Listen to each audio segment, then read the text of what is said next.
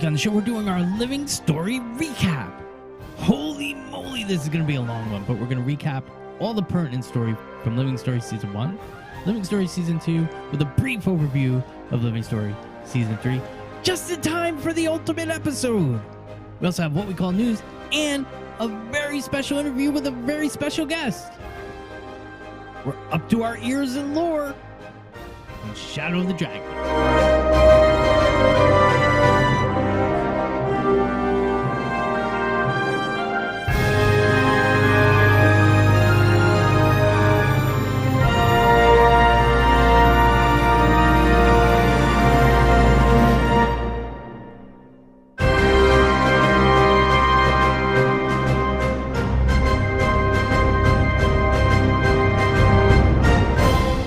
Welcome to Shadow of the Dragon. This is episode number 45. And we are not live. Well, we're live while we're recording it. We're live while we're recording it, but we're not live. Thank goodness. It would suck if we were dead trying to record this. Yeah. I mean, I'm glad we're not live because I'm eating a ham and pickle sandwich. It looks scrumptious. The people don't need to see this.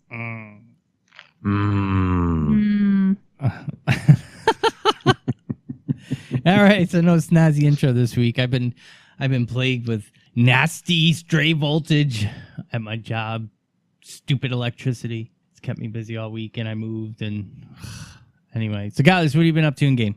Not as much as I normally am. I had a lot of work to do this week myself, so I've been on the road quite a bit. Missed some gameplay, but I did actually pop into PvP for about an hour. It was actually kind of fun. I mean, it wasn't spectacular, but I did play an unranked. I didn't try a ranked. I just played unranked. I'm working on learning how to fight because I've been playing support and frontline so long, I don't know how to 1v1 anymore. So trying to reteach myself, and did some mastery points with Winters this week before I left to go on the road. So I picked up some mastery points, and man, she is fast. I picked up 5 in 20 minutes. And she's efficient. She's done it quite a bit. She's a really good player. Don't talk with your mouth full. Don't talk with your mouth full. I wasn't invited. What the hell, Gallios? You weren't on. I'm sorry, sweetheart. I'll do it next time. No. I'm an evil Gallios. I could tell you're offended. Talking with your mouth full. I'm very hurt, and I just don't know how I'm supposed to even work with you right now. We will do it again just for you, darling. Okay. So now we all know that. I need 9 Quarteria mastery points, so let's make this happen. Now we all know that Gallios is really the asshole, not Gord. That's right. Huge. So did that, and then of course we had our normal Wednesday night thing. Thursday night I couldn't make it to missions, but Wednesday night was World v World, and it was a slaughter fest. It was pretty rough. That's not true, but we did well. We did okay. You're being humble. We pinned that huge BG group in the South Camp. I don't know the name of it, but it's a South Camp right next to JQ Keep. We pinned them in there. I did an all call, and we got Squigums and another guild came over and helped us out. But we were yo-yoing those guys, one opening to the other, back and forth, and kept them busy. And the tide really didn't turn until YB jumped in. So I think you're being a little humble on that, buddy. I'm always humble, you know this. But it was a good fight. I didn't lose it as far as not being able to lead our group, but I did get a little frustrated and took it out on YB because they kept jumping in. Yeah. And we did wipe their Zerg, turned around and wiped their Zerg because I just got tired of it. But that was mostly the group that was there. That wasn't any special commanding on my part, that's for sure. I just charged right in like I always do and said it's just pixels. Yeah. So if I was gonna die, I was gonna die. Yeah. But we lived. It was pretty good, but it was rough. It was a rough night. Well, but it was fun. I'll talk about that on my turn. Anything else, buddy? That's it, my man. All right, young Cora. Mm, What have you been up to in game? Not doing mastery points because of Gallios. not doing master points. That's fine. That's fine. I don't want to play with you anyways. Actually, no, I did play with you. We played. I was there for World vs. World because we did the chat for that's going to be played later this episode, and then you guys were like, World vs. World, let's go do the thing, and I was like, all right, I am currently available to do the thing. So we hopped in, and I died a lot. We knew this was going to be a thing. I do not have a World vs. World build. So I'm basically a glass cannon, but like a glass cannon that doesn't do any damage. Like a glass slipper. I'm a glass slipper. Well, you did still okay. Fun. Once I told you put your grenade kit on. Yeah, you did better once you made a couple of changes. It doesn't take that much to switch to a World v World build. You just have to tweak it a little. No, I yelled at Cora. I said, Cora, you should have your grenade kit on and be spamming 1 right now. What are you doing, pleb? I don't know what to. I do. How often in the past have I? You did very well. World? You did very well. You should be proud of yourself.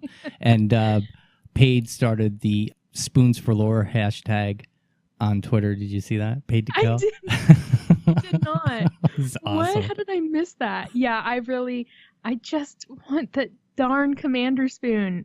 It's the last one I need for the collection. Tomorrow morning. So if anybody saw the tweets I was putting out, Cora went into a hiccup frenzy in our dub, and one of the guys from Lux Guild that plays with us, Paid to Kill, he said every time Cora hiccups, it reminded him of the baby Orient chicken. And everybody just fell out. So I thought I was going to die laughing. I had tears in my eyes. It was so funny. And that's where Spoons for Lores comes. Because I've decided that I am just going to spam in squad chat every time a spoon drops for me.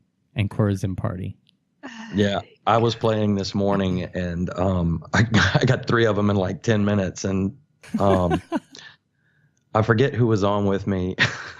They said, I think we should just send Cora a big spoon with her name carved in it. It's awful. It's awful. So yeah, so of my current pet peeves within the game, the Commander Spoon, which never drops, apparently for me. Broken spoons drop for everybody else. Commander Spoon will not drop for me.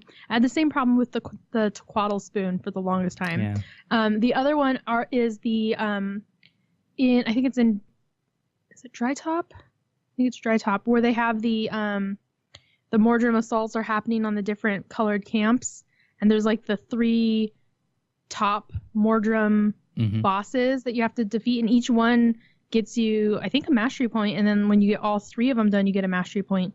Yep. They never spawn when I'm on the map. I can never find them.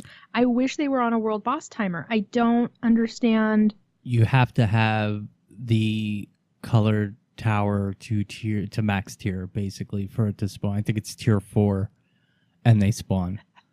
I do not like. Yeah, blue was the hardest one for me because nobody liked going out there. But you have to watch Reddit. There's a guild that does that. I have to get on Reddit. Yeah, I mean, you could just set up notifications if the guild does it. But there is a guild that runs it here and there. D-Top does Dry Top, and I think it's SW Guild does Silver Waste, or it's the SWC. So I'm gonna have to. If any of you people in those guilds listen to this podcast, reach out to me. I need help. Please help me. Help me help myself. Anything else? Did you want to share Operation Cookie? Oh yeah, I baked my cardamom spice cookies, and I sprinkled them with extra cinnamon and cardamom spice on top. And I drove over to ArenaNet, and I walked up to the reception desk, and I said, I have a present for Lindsay Murdoch. And they asked me my name, and I gave them my real name. And I didn't realize that they were messaging Lindsay Murdoch, hey, so-and-so is here with cookies for you. And she was like, I don't know this person. What? And so she came down, was all confused, because she is one of the few people at ArenaNet that I haven't met yet. I mean, there's plenty of people I haven't met yet, but I actually do know a large amount of people at ArenaNet, and some of them I've known for years, even before I got active on my Guild Lores account. I've known these people. And so it was pretty funny. I wound up hanging out in the lobby with like half of the community team and Lindsay Murdoch, and then like people on the narrative team were walking by going like, "Hey, what are you doing here?" And I'm like, "I brought cookies. Have one." And so we were just all hanging out, and the question really became, how have I not met Lindsay Murdoch before this? But now we know each other, so that's cool. I've got a new friend. And the cookies were well received. Everybody was like, "Oh my God, these are great." And so Lindsay is going to go share them with her team. Good. Hopefully the cookies were well received by her team. It's always great just swinging by. Everybody at ArenaNet is super kind. I mean, they're just cool people. So yeah. Cool. Yeah, but Operation Cookie was a success. Good. They deserve it. So that was basically my week, except for it's not in-game, but it's related to the game. I spent the last 2 days working on this commission that I owed somebody from like months ago. I thought it was going to be just like a maybe 2-3 hour, I'm just need to finish this, pound this out, get it done. Nope. I started it, I think at like 11 a.m. and I was drawing till like 11 p.m. yesterday. And then again, started at like 9 a.m. today and just wrapped up before the show. So that's like 12 hours a day of sniffing Sharpie. Nice. Yeah. Oh, yeah. It was great. Luckily this time was smart and left the windows open and had the fan going so that I did not give myself a migraine. That's always good. That helps. Yeah. But it's done. And so I need to take it to like a Kinko's because they've got the big scanners and I can get it scanned in and then sent off. And hopefully it's actually of the person's character. We're not really sure because this is supposed to be a surprise gift for their friend. But they like never got me images, so I went on the friend's Twitter account, was like, "Oh, this is a image of a Guild Wars character. It must be theirs. I think it's theirs." Whether or not their character still looks like this, probably not. But like at one point, was one of your characters. So Mazel Tov? I don't know. There you go. Yeah, and the caffeine's kicking in. That was it for me. How about you, Gord? I had a very disappointing week. My fiance was away for work. She has to go away for annual training, so I was bachelor status for Monday, Tuesday, and Wednesday. So I said, this is the week that I'm going to get my first diamond chest in WW. No. With the new changes and everything that we'll talk about, I made it to gold. Mainly because there was no outnumbered farming. There was no outnumbered at all. In fact, this week, I've only gotten 20 pips from outnumbered, where the previous week I had gotten almost 300 pips from outnumbered.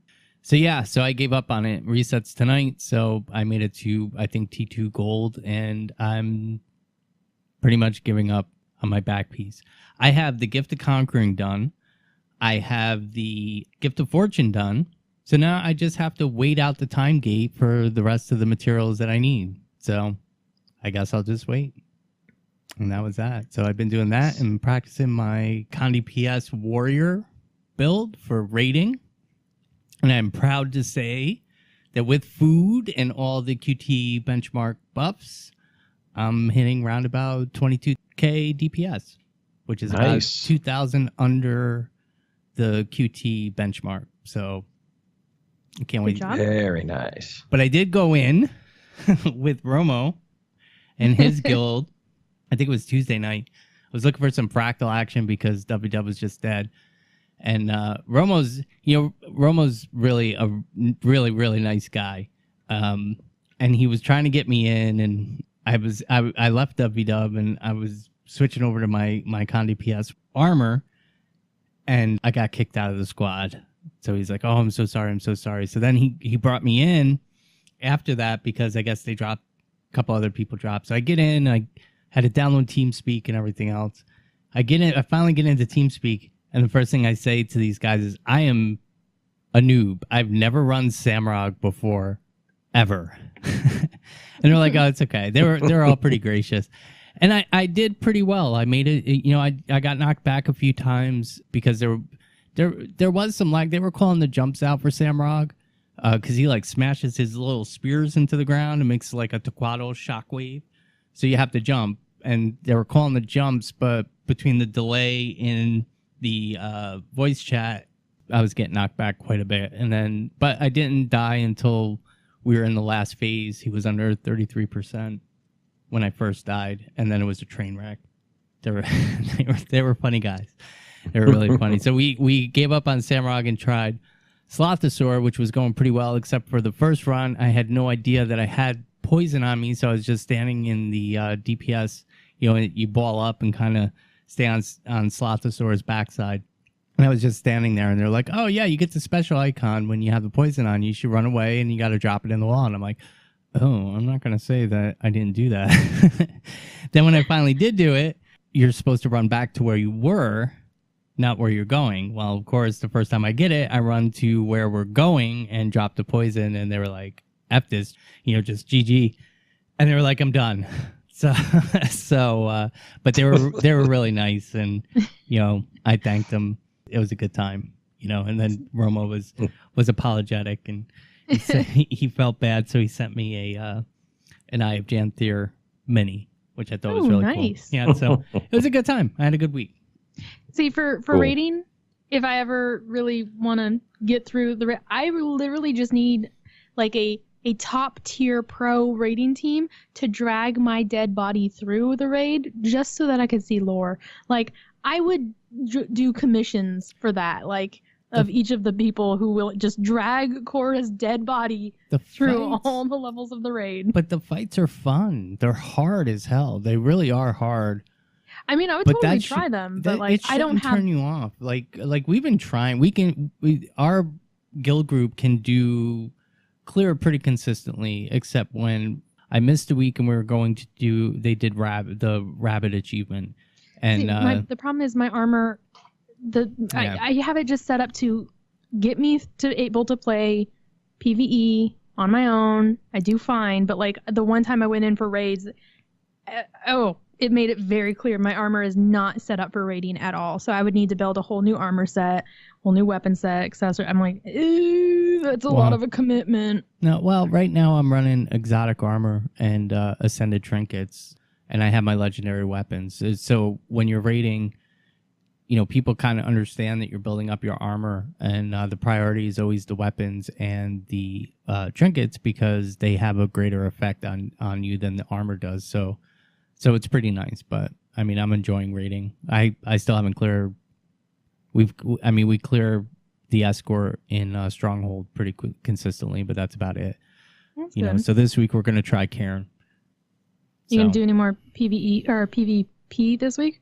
No, I haven't touched PvP. Because I feel like the next time you go in PvP, let me know, and I will shoutcast for you. Because it's going to be something like this. And we've got Gord the Norn running his Norn warrior. He's pulling out a sharp thing and attacking the opponent fiercely. Look at him go, and he's downed. Yeah, pretty much. I don't run warrior in PvP. I run DH. I feel like it would be so much fun for me to shoutcast because I would have not a single clue what's going on. I'll let you know, and maybe we'll record it. I feel like it would be a lot of, Gord's doing another thing. Look at it, and he stopped the other thing from the person with the big staff. Look at him go. Go, Gord. All right. So that's it for me. I use my shoutcaster voice. All right. Well, we will. I'll let you know. Maybe we'll do it for Extra Life. Ooh, that'll be fun. Yeah, let's do it. I'll do an hour of PvP, and you can shoutcast. Oh, God, I'm going to need a lot of teen. I'll do it. All right. So that's going to do it for our intro. We're going to take a quick break, and we will be right back.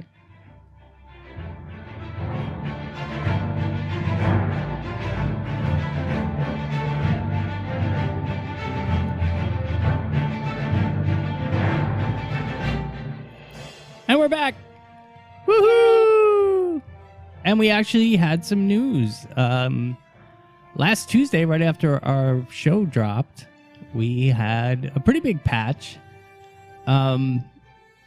Sizable. I wasn't expecting anything like this. I mean, I figured we would get some kind of gem shop because, we're up to weekly gem shop updates. But anyway, we actually got some content updates. So we're going to go through them real quick.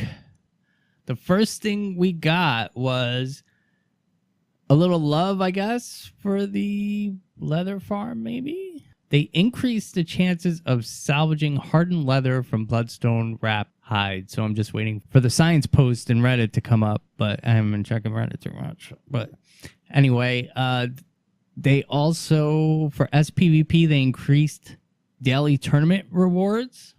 So that's a thing, I guess. They also have stopped giving instant reward track potions or whatever potions they did for monthly tournaments. And they now give a unique gizmo. And I know there was a lot of kind of chat generated around that where nobody knows if it's only going to last for a month, but it somehow gives your player a unique look. And I'm assuming that it's only going to last for the month and then will expire. So Excitement abounds. Excitement abounds. They also updated the arena to prevent players from firing into the arena from safe areas. I guess there's an achievement where if you get so many kills in the free-for-all arena that's been added to part of the mist. So, put something in the game and the players will find a way to cheese it. So they had to patch that up. Woohoo. We also got some WW updates. So they made a change to the skirmish reward chest that it's actually a good change. So what it used to be is you would have to pick what you wanted from the skirmish reward chest, and then you would have to keep picking for every chest. So if you weren't opening up every time when you were done with your play session, you could have 10, 15, 20 chests. So now when you double click on the chest, it opens a vendor window and you could select multiples of what it is that you want, which I thought was a cool. Nice change. Yeah, a little quality of life. They also added the ability to consume all of the badges of honors that you get now, so you don't have to double click each one singularly. You could just consume all. They added some new commander colors, which they said was like magenta, cyan, and some other color. The magenta is pink. Pink, white. And oh yeah, white was the other one. The other one was pink. Yeah, there was pink and white, and I can't remember what the other one was. It was a blue. It was a light blue. They called it cayenne. I don't know if it was exactly cayenne. I know that the magenta is not magenta. So please, whoever does IT at ArenaNet, please fix the hardware settings on the monitor because, they think it's magenta. It's really pink on everybody else's monitor. So maybe you should get IT to fix those monitors for you, huh? I like pink. Sorry, I had to. It's not a personal attack. I promise. Pink is pretty. All right, and then here's the first hot button trigger. The participation decay timer changes. Now, they changed the way that participation decay works in WW, and I have kind of mixed feelings about this. A lot of people were complaining about it and saying that was unfair, and in certain applications, it is. It is unfair. It does favor Zerg play, only because enemy kills give you the highest participation bump. They give you 10 minutes, and I believe the participation timer caps at 10 minutes. If you kill 3 enemy players, it gives you 10 minutes. If you kill 20 enemy players, it just gives you 10 minutes. That's it. It caps at 10 minutes. So you would think that, oh, well, if I kill 3 players, that gives me 30 minutes. No, it caps at 10 minutes. So when you take camps, when you do certain other activities, it gives 1 minute, 2 minutes, here and there. So if you go and kill a player, 2 minutes later, you go and capture a camp, you get bumped back up to 10 minutes. What is bothering a lot of people is that, at first people were saying, oh, you can't run from one end of the map to the other. You can. I've done it. I've pinned my participation at tier 6, and I've been able to keep it there. I haven't had a problem, except there was one time I broke off from the Zerg, The commander did not give me participation, but I didn't ask for it, because a Zerg commander can share squad participation with you. I didn't ask for it. I broke off from them to go and defend a T3 hills that we had. I wasn't getting any kills. I was shooting arrow carts at the enemy. I was throwing siege disablers at the enemy. And despite me doing this for 2 to 3 minutes, I started to decay. So obviously, the people at ArenaNet don't believe that defending a tier 3 keep is worth participation. But, I mean, that's the only issue I had with it. Gallios, you want to weigh in on that? No, exact same agreement on that one, too. I stated it in another show, or at least in a conversation with you before, because at first you didn't believe me, and then you went and you said, no, you got a point. You can build up the T6 and you can run the map and you're fine. But I noticed the same thing you mentioned about defending, because I've done the same thing. It's an old habit to go. I mean, and that's what you should do, but it should be counted as participation. If you're harassing an enemy or defending a T3, it shouldn't count against you.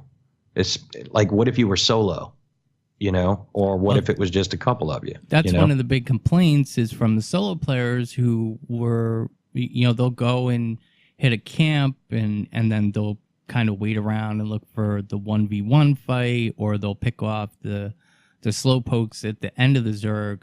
Those guys are the ones, and I don't want to minimize that role, because that is an important role. It can be an important role if you're actually doing stuff to participate with the server and not just looking for, people that are built for team fighting, not built for 1v1, whatever, you know what I mean? But those are the guys that are getting the poop end of the stick. And I think some people are being a little too testy with it, because I actually think that the participation timer decay is right where it should be. I didn't really feel it. We did change our play style for our guild group, because usually when we cap a tower, we'll stop and get nodes and everything else. And the first thing that I said to the team when we started was, we are not stopping for nodes, and we are not stopping to get supply if we don't need to build siege. We're just not doing it. We're going to run. That's what we're doing.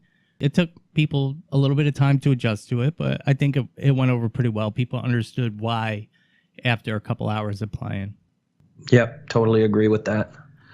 It just changes a little bit because part of the reason we do it is for our group to have fun, and there are some folks who want to get the pips. If you don't stay constantly moving in the beginning, especially the first 30 minutes, if you're not moving and if you're not capping, if you're not doing anything, your participation won't grow, hence you won't get enough pips. So you go out there and you do a big burst of activity, and then you can coast. Yeah. Especially if you're a group, you can coast, so your participation doesn't wane as fast. Well, the other thing too that I noticed is participation for me did drop a couple times, but I mean, it dropped down to tier 5, and then I went and did something and got it right back up to tier 6. So if you're the type of player that wants to have maximum participation so you can get maximum reward track all the time, the changes hurt. But honestly, in my opinion, I think that the participation decay timer changes are really right where they should be. I didn't feel it too much, other than, having to be a little more speedy in between objectives and fights and whatnot, But when I made that announcement to the guild too, I didn't expect, we weren't really built team comp wise for fights, because we're fighting YB and BG this week, and we just you can't stand to them. Their Havoc groups are like 30 man groups, or 30 player groups, for Havoc. That's Havoc. That's usually a 5 to 10 person group, Right. Yeah, that was the rough part. Yeah, so that's that. Now, the last change that came, I hate to do this. This is going to be a record, I think. You can't stop me! I just triggered myself. The outnumbered pip changes. I love you guys at ArenaNet. I really do. But you had one freaking job, man. One job. It is simple. People abuse outnumbered. You know why? Because it's 5 pips. Me, I get 5 pips just because I'm ranked 2 in the second tier. I get 5 pips. So I can, in essence, double my pip gain because of outnumbered. So you know what you have to do? Drop outnumbered to 1 pip. What you guys did is the equivalent of taking NASA's entire budget for the year and taking their engineers to figure out how to efficiently butter your freaking toast. All you have to do is drop the outnumbered pip to 1. That's it.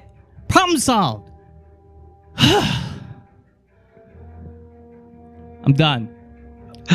That was a quick one. I'm glad. There it is. I'll destroy you all. Yeah, I didn't want to because I think my rants are a little more magical when it's 2 or 3 shows in between. But Jesus, man, one job. I don't have anything to say because I do not do the thing, so I don't understand the thing. No, that's fine. That's fine because you know what? You're right there with the WW team. That makes WW the game. They don't understand how their game mode works. And I think what's happening is they're looking at tier 1 play. And if you're looking at tier 1 play, it's a blob fest. And that's why everything's going to the blob. Oh, this must be how everybody plays. It's not. I kind of got into an argument about this with Levy and Romo on Discord today. There's different ways and different nuances to the game. You know, Romo pretty much cut his teeth in WW in tier 3. He plays completely different than I play. And they don't look at that. And if they did look at that and they did understand that, they would understand that all they have to do is cut outnumbered down to 1 pip. You already get a buff for it. Why do you have to have 5 pips for it? If you want it, it's like a fake giveaway because now, like I said, outnumbered only comes up once in a while. The best thing for them to do to solve all the problems, or 2 of the bigger problems, cut outnumbered down to 1 pip, and then increase the commitment pip. And here's one even better. Cap the commitment pip to what rank you fall into. So right now I kind of fall into the second range, which is, what, 500 to 1,300 or whatever it is? Or 800 to 1,300, I forget what it is. If I get 2 pips for my base pips from my rank, then cap commitment at 2 pips. It's simple. It's simple to me. I don't know why they're just screwing around with outnumbered. That is what the problem is. It is proven that Guild Wars 2 players will find the path of least resistance. And just by putting the outnumbered pip out there at 5 pips is giving these people the fuel for the fire, which created the problem which you made a bad solution for. Cut it to 1 pip.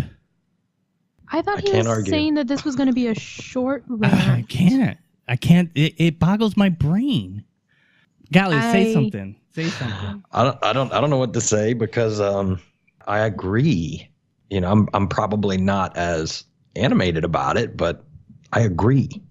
It really bothers me because I stopped playing World vs. World when Heart of Thorns came out, and you know why? Because I hated the Desert Borderland. And I was one of those players that boycotted the game mode because I hated that map so much because it was way too big. It was way too cumbersome.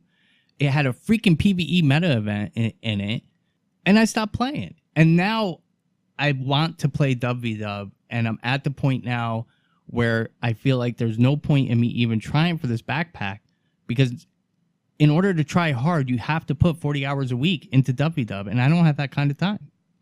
Yeah, and the bad part about the outnumbered extra pips is the fact that it encourages non-teamwork to those looking just to get the pips.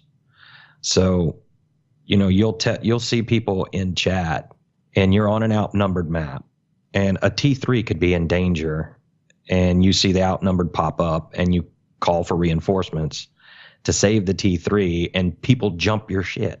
Yeah. Why? What's outnumbered? Blah, blah, blah, blah, blah. Yeah, but playing this week, my average pip game was 4 pips because I get 2. I was getting 2 for my base, one for my commitment pip, and one because we were in third place all week. So I had plans to get into Diamond. I got the T2 Gold, and I played Reset. I played Saturday night. I played Sunday night. I played Monday night, and I played Tuesday night. And by Tuesday night and Wednesday night. And by then I was like, I'm done. I was getting 4 pips. Forget it. It's not worth my time. So I don't know. Well, if I were playing for the pips, it would be different for me, I guess. But I'm not. They're granted to me, but I like playing the game mode. Period. It's been rough. It's rougher in T1, of course, and it's not as easy. But it's my game mode, and I'm sure everybody knows that by now. I am not chasing the pips. They're just coming to me because I'm playing. It's different for me.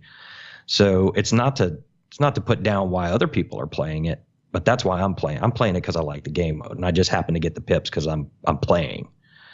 What I like to see more. The only reason why I care about pips right now is because I want that back piece. And here's another thing. The PvE back piece comes from fractals. You have a scavenger hunt for that.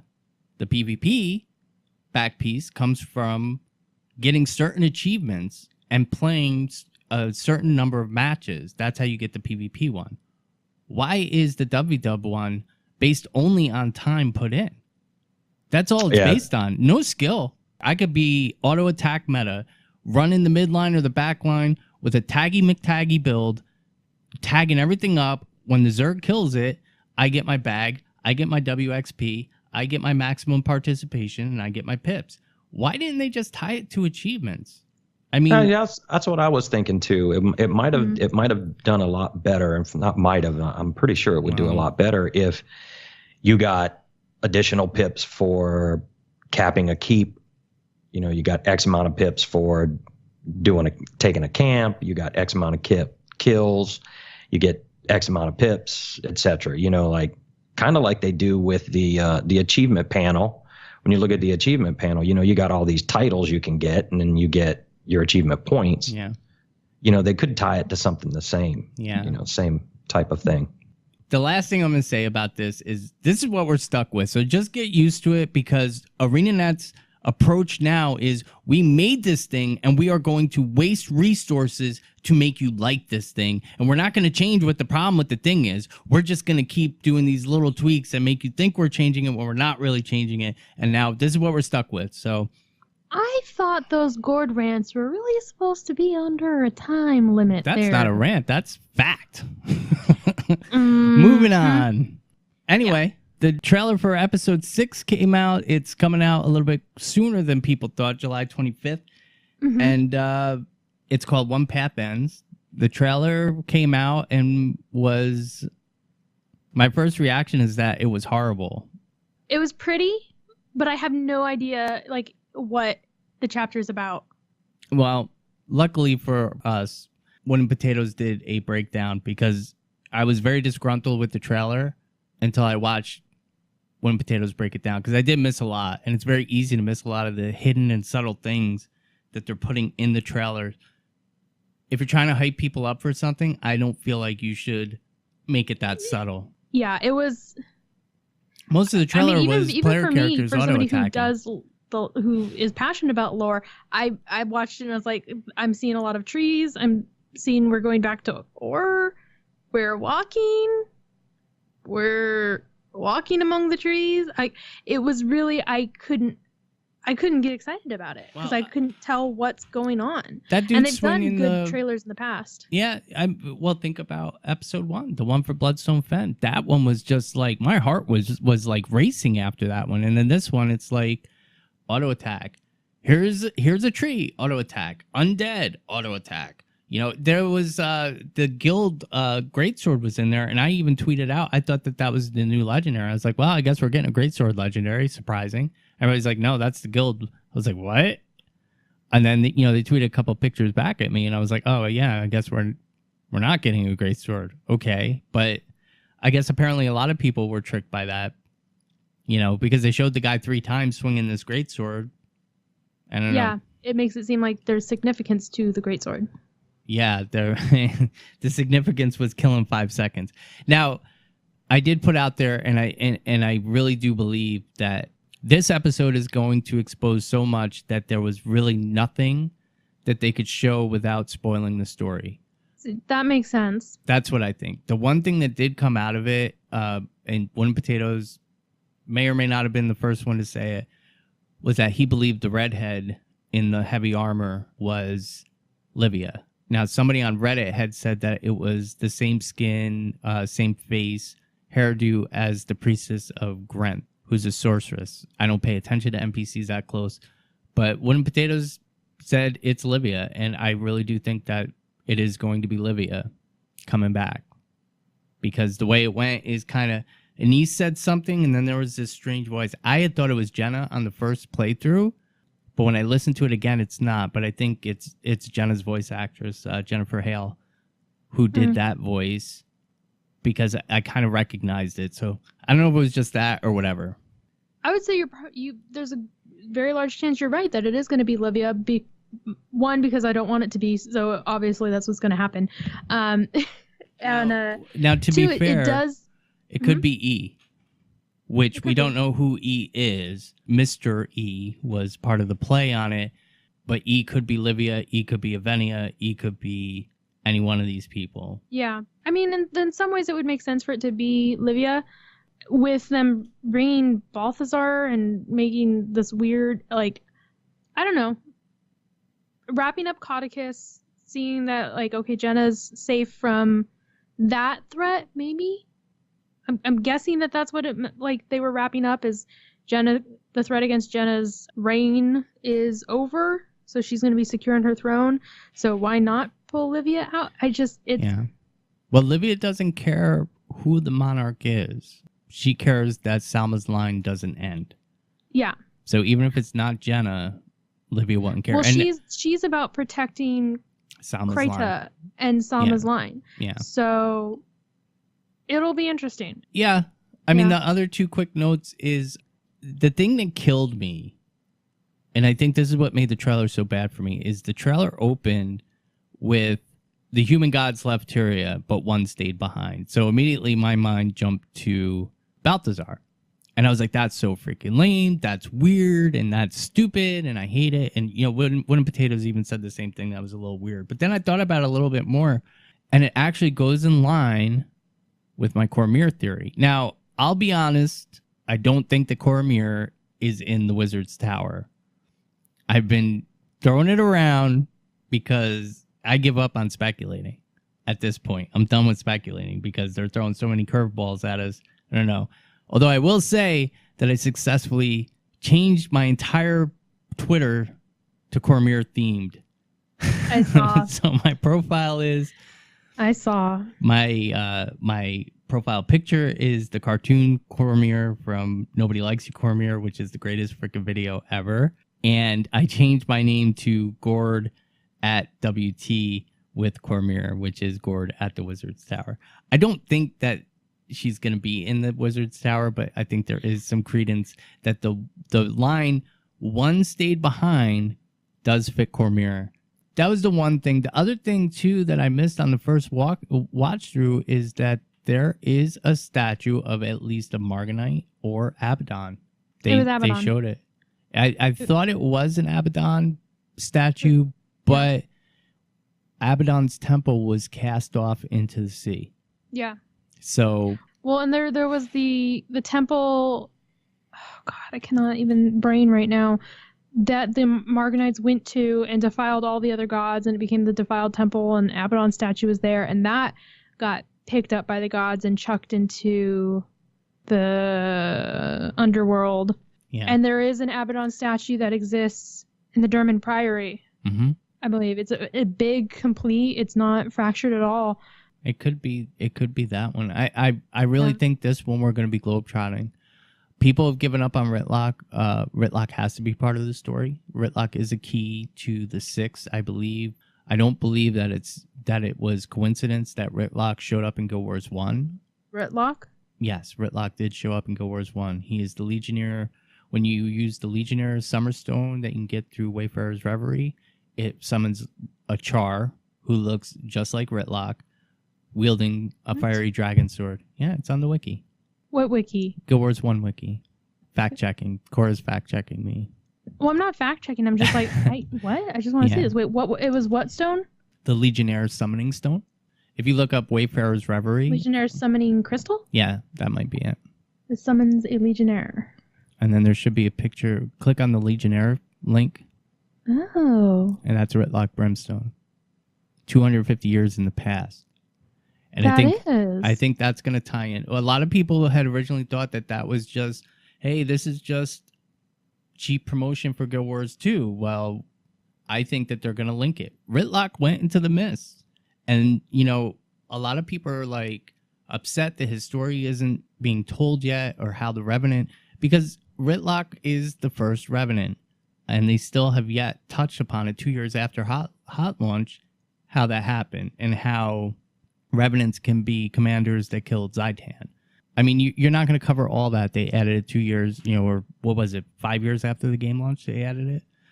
So they can't clear all that up. But that was the other interesting thing, is that there's a lot in there. So I do feel a little bit better about it.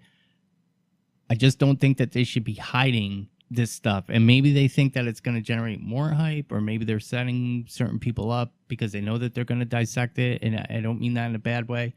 I don't know what they were thinking, but there's actually quite a bit of stuff that's in there. But it's true, we still don't know where we're going to be in the next Living Story chapter. It's pretty much confirmed that it's going to be in Ore, and we're guessing that there's an eastern map. Well, there's a map on the east side of Ore by Scavenger's Causeway, I believe it is. So we'll see. I'm excited for it. I'm going to play through and we'll see. And we're probably going to have some kind of expansion announcement. We're definitely going to get the trailer. I believe that was said in the AMA that the trailer is going to be just like Living Story Season 2. There's going to be a teaser trailer for the next expansion when you beat the chapter. So we'll see tomorrow. I cannot believe that Ritlock's in Guild Wars 1 as a summon. You were talking and I just keep looking back and forth between the images. How did I not know this was a thing? That's totally... It's easy to miss. If it was only done as promotional for Guild Wars 2, I hope that they were like, hey, remember that thing we did or somebody did? Let's tie back to that. I feel like that would make it more... I just can't wrap my mind around it. It's either that or it's the fact that they have had this storyline planned for years. And you don't know that. You don't know either way. I don't care. That's amazing that he's there. It's totally his armor. It's totally him. This is amazing. Make it... I really want that to be a thing. I want it to be that's where he was. I think we talked about this in like episode 25 or 26. So, I mean, we've covered that. Yeah, we've covered a you lot. Speak and I don't. Yeah, you zone out. That's all right. I don't. I do, because it gets to be like the Peanuts with the saxophone. EVP. Pips. Well, see, you should pay attention. Map. You should pay attention, girly, because you would have known months ago about Ritlock and Guild Wars 1. So that's all the news we got. Woohoo! Oh no, I have news. I have tiny little bit of news. ArenaNet hired a new person to join their narrative team. Jessica Price on Twitter. She is at Delphina777 has joined the narrative team as a new editor, and I've been following her on. Are they full now? Is that did they replace everybody when that left? I checked their job boards just the other day, they were still hiring for narrative designers.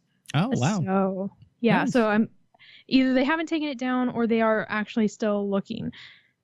Who knows? No, that's good. That's good. Yeah, so I'm excited that out of the last several times that I've announced they've hired a new person for narrative team, they've all been men. So finally I gotta say, yay, there is a woman on the team. And she's a really cool one. I've been following her on Twitter for a while now on my private account, and talking with her back and forth. Had no idea she was even going up for a job at ArenaNet. So to see it today in her Twitter feed that she can finally announce that yes, she's going to be on their team, that's really cool. She's very excited about being able to hoard cats in her home instance. Oh my God. I don't like her already. Yeah, she was like, oh my God, there's a mechanic that enables my crazy cat lady. I'm like, yes, welcome to the fold. You can flood You could flood your freaking home instance with 30 plus cats. Woohoo. Oh my God, shut up, you. All right, so that's going to do welcome, it. Jessica, to the team. Welcome, Jessica. Thanks for encouraging more cats. We're going to take a quick break, and we're going to be back with our Living Story recap. Woo.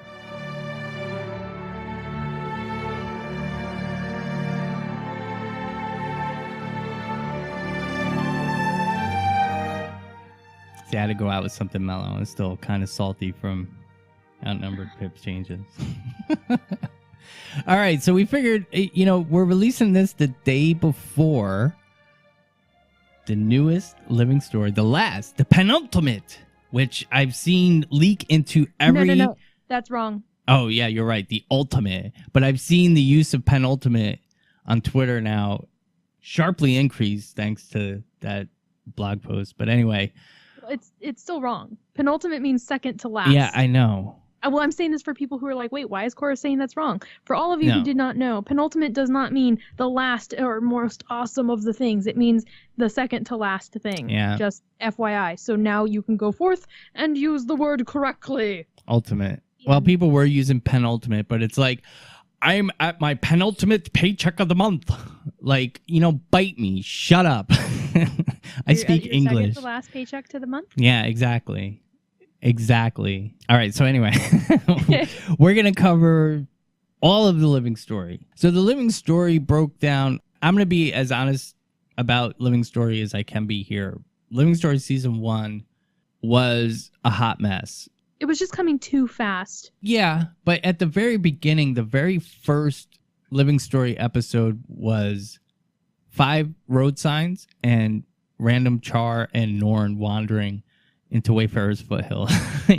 So that was it. But it kind of got honed down into Living Story Season 2 and Living Story Season 3, which a lot of people don't like Living Story Season 3's story, but I right now do like it. And I like the delivery of it. I think that definitely Living Story Season 3, they're hitting their stride. So we're going to just do a quick summarization of everything that happened in the Living Story from 1325 or 1326 when we killed Zaitan, all the way up to present day, which is, 1330?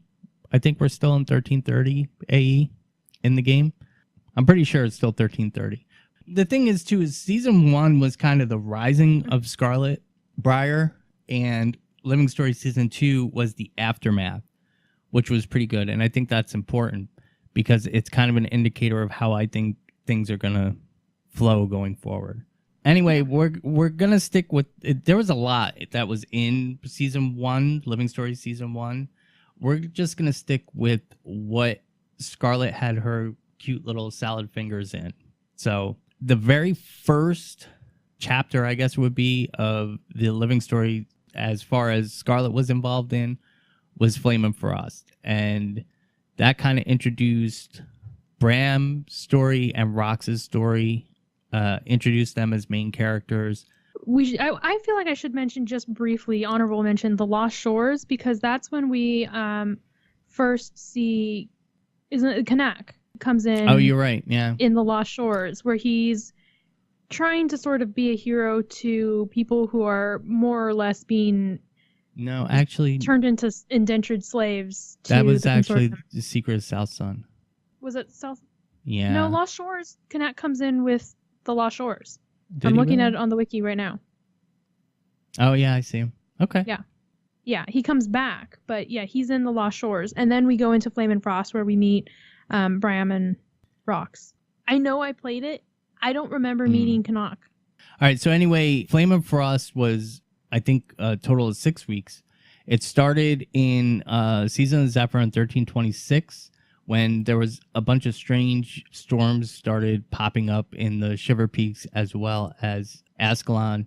So in Wayfarer Foothills and Diessa Plateau, there was just these weird thunder and lightning storms. There was an attack on Cragstead, which was Bram's home. And there was also some weirdness going on in Nolan Hatchery. And when we got through that, towards the end, we were introduced to an Order of Whispers agent, Agent Brandub, I guess it would be, Cora. Yeah, Brandub. Yeah, I the don't know. H is throwing me off. So they discovered that an alliance has begun to dig underground in the east, south, and west. And the alliance was between the Flame Legion and the Dredge, which you can see still in one of the fractal instances. So that was pretty much that, really briefly.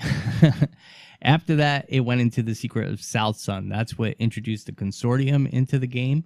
And we didn't really know too much about the consortium, except that they were, I don't think it's exclusively Asura, but I believe that a lot of the leadership were Asuran.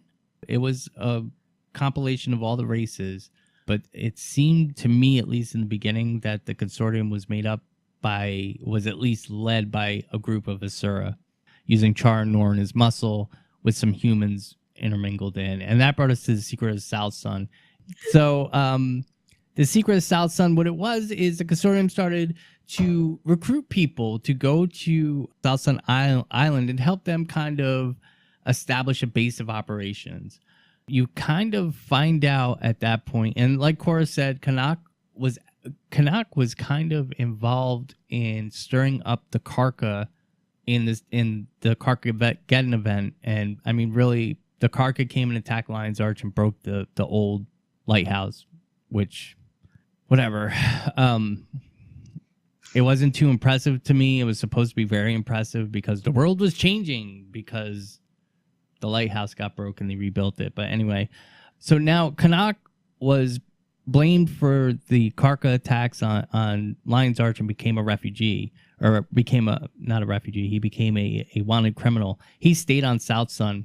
As you go through the different chapters that came through, Lion Guard Inspector Ellen Keel never really trusted the consortium. She knew something was going on at South Sun, and it turned out that people were basically signing contracts to become slaves. Indentured servitude. It was a thing. Yeah. I like slaves. It's easier to say. I mean, it's basically the same thing, but slavery is me saying I own you, and indentured servitude is me saying, no, we have this contract that until you can work off your debt, you are my servant or employee. Yeah. But with indentured servitude, it's basically no way to work off the debt. Like it takes a very long time. It's very hard, and it's basically contracted slavery. Yeah.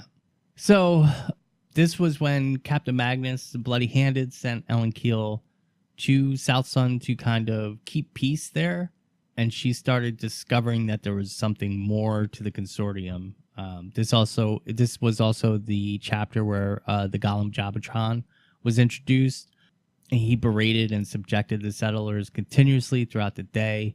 When arguments arose around the resort, which was common, Noel used violent means to subdue and suppress the altercations. When signs of distress began to show, the sub-director was contacted by his superiors for confirmation of enthusiastic settler participation, otherwise known as riots. Mm-hmm. However, when the unrest began to boil, Noel was directed by his supervisors to immediately secure all refugee resettlement agreements and return them to the Home Office for safekeeping. Consortium management concluded that the contracts were under threat of destruction and vandalism. When the riots began to escalate to deaths of consortium members, management expressed their extreme displeasure with Noel's handling of the resettlement operation, and in response, Noel was rejected passage off the island and directed to salvage what he can from the investment of the island resort. So many nobles arrived on the island, enticed by the consortium's promise of fun in the sun. The nobles affected the consortium's income, which affected the counselors who took money from them, which affected Magnus. So Ellen Keel was tasked with keeping the nobles safe, one of whom was Lady Casimir, Mead of Divinity's Reach. And Mead, who seemed to be noble, arrived at the island to fact-find for Jory Delacroix. That was also where we met Farron, right? I mean, I think we met him in the personal story. They were both hanging out on the... That's where swimsuit Farron and swimsuit Kaz came from. Yeah. So, fast forward through that, the aggressions continued to rise. She also concluded that the flora resembled the same that the Savari utilized When the effects of the riots increased rapidly into savagery, a rioter met with Keel to confess her part in the attacks. The settler Henrika wanted freedom and would get a chance when a mysterious Savari enticed her into rioting for the contracts that bound her. Keel was able to deduce that the Savari was most likely someone who knows South Stone Cove and had to have a grudge against the consortium, which was Canuck. So that's where that ended and brought in the last stand at South Sun. So after the death of the ancient Karka in 1325, Canuck fled from the Lion Guard, becoming a fugitive. Canuck began to sojourn the land and continued in hiding for half a year, becoming an expert at guerrilla warfare. Throughout the fight, he was being hunted by the consortium's decommissioned teams for betraying the company due to his grueling exposure in the wild and his hardship. While being hunted down, Canuck's appearance changed, becoming darker and grimmer. He literally changed people. Yeah. Like, he was like a happy, bright, pretty green Sylvari, and now he's the darker, thorny Sylvari that we know. So that's really interesting that a prolonged emotional state can affect the physical appearance of Sylvari. And they're like Sylvari clothes, where it's the plant armor, like those are leaves that they can shed and like grow new armor that better fits their person. So yeah, he went from like happy yay to like Murr, and it was awesome. The end. So during the events of the Molten Alliance, Canuck felt sympathy for the refugees and aided the Vigil in raiding the weapon facility in secret. He forged a gauntlet of fused technology that he now wears as a symbol, seeing himself now as a hero of the people. It was later discovered Subdirector Noel was the individual sending Hitman after Canuck. Noel blamed the events of the past year solely on Canuck and not the responsibility of the consortium. These events caused Canuck to grow deep hatred for the Subdirector, and we know where that gets him. Former Subdirector Bling was downgraded in the consortium for revealing vital information to Lion Guard during the events of the past year. He was visited by Canuck. Canuck demanded information on Noel so he may enact revenge on the Asura who plagued him with assassins. Bling explained that Noel was at South Sun, determined to make the island a profitable resort. Getting the information needed, Canuck left Bling alive but stole his golem, because that's just how Canuck rolls. After Canuck was discovered to be on the island, a search went out, and soon his hideout was located. After he was immobilized, Keel wondered why a man would come back after he was free. Canuck saw himself as a symbol of hope and truly saw himself as helping the settlers, although through violent means. He saw as long as the contracts were destroyed, it would be worth the sacrifices. However, Canuck reasoned that he would get caught prematurely and orchestrated the Karka to attack all the possible consortium record hotspots on the island. In response to Canuck's plan, Keel gathered the contracts on the island and to be sent to Lion's Arch. When the contracts were loaded onto the ship, Keel set off a rigged explosion, destroying all the contracts in the process. Keel insists that the attack was Canuck's doing. However, the settlers are now allowed off the island. The wildlife still marked for the hotspots are still a threat on the island. Until now, there is no clear way to reverse the effects of the toxin that Canuck put in those hotspots. So Lion Guard sent nobles off the island for their safety, making South Sun a ghost town. And that was the last of that. Gallios, you want to add anything? Who, me? I don't know about the thing. I'm going to pull a Cora. So that brought us... There's a lot of things. There is. So fast forwarding the story again, that brings us to the Sky Pirates Eteria, which introduced the Aether Blades, which was another strange alliance that just kind of showed up. They were kind of steampunkish. They were led by Mai Trin. The Lion Guard began to search for her hideout. In response to the series of events, Captain Magnus the Bloody-Handed made a calculated decision to continue with the Dragon Bash Festival so fear and chaos would not escalate. And during this time, Trin's Aetherblade pirates began to raid nearby holographic projectors, which were created by the Asura to be used to project holographic symbols of dragons for the ongoing festival. So Ellen Keel successfully located the hideout of the runaway fugitive Mai Trin and her mysterious Aetherblade pirates. Therefore, the Lion Guard raided the hideout at diverse ledges in the outskirts of Lion's Arch. The hideout was using a holographic technology to create an illusionary wall to deter intruders. This is the not-so-secret jumping puzzle area.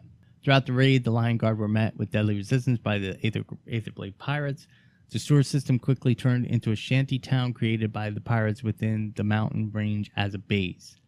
The hideout continued around facing the Sea of Sorrows, but could not be detected from the outside due to the stolen holographic technology. Later throughout the spiraling base, the inquest started to appear beside the pirates, defending them. At the top of the mountain, the Lion Guard found Mytrin with her first mate, Horik, discussing their fear of an individual named Scarlet. Scarlet? For unsuccessfully opening a council seat. Oh, yep, because I left out during Dragon Bash, there was an assassination attempt that did kill one of the presiding members of the Council of Captains in Lion's Arch. So that created a void.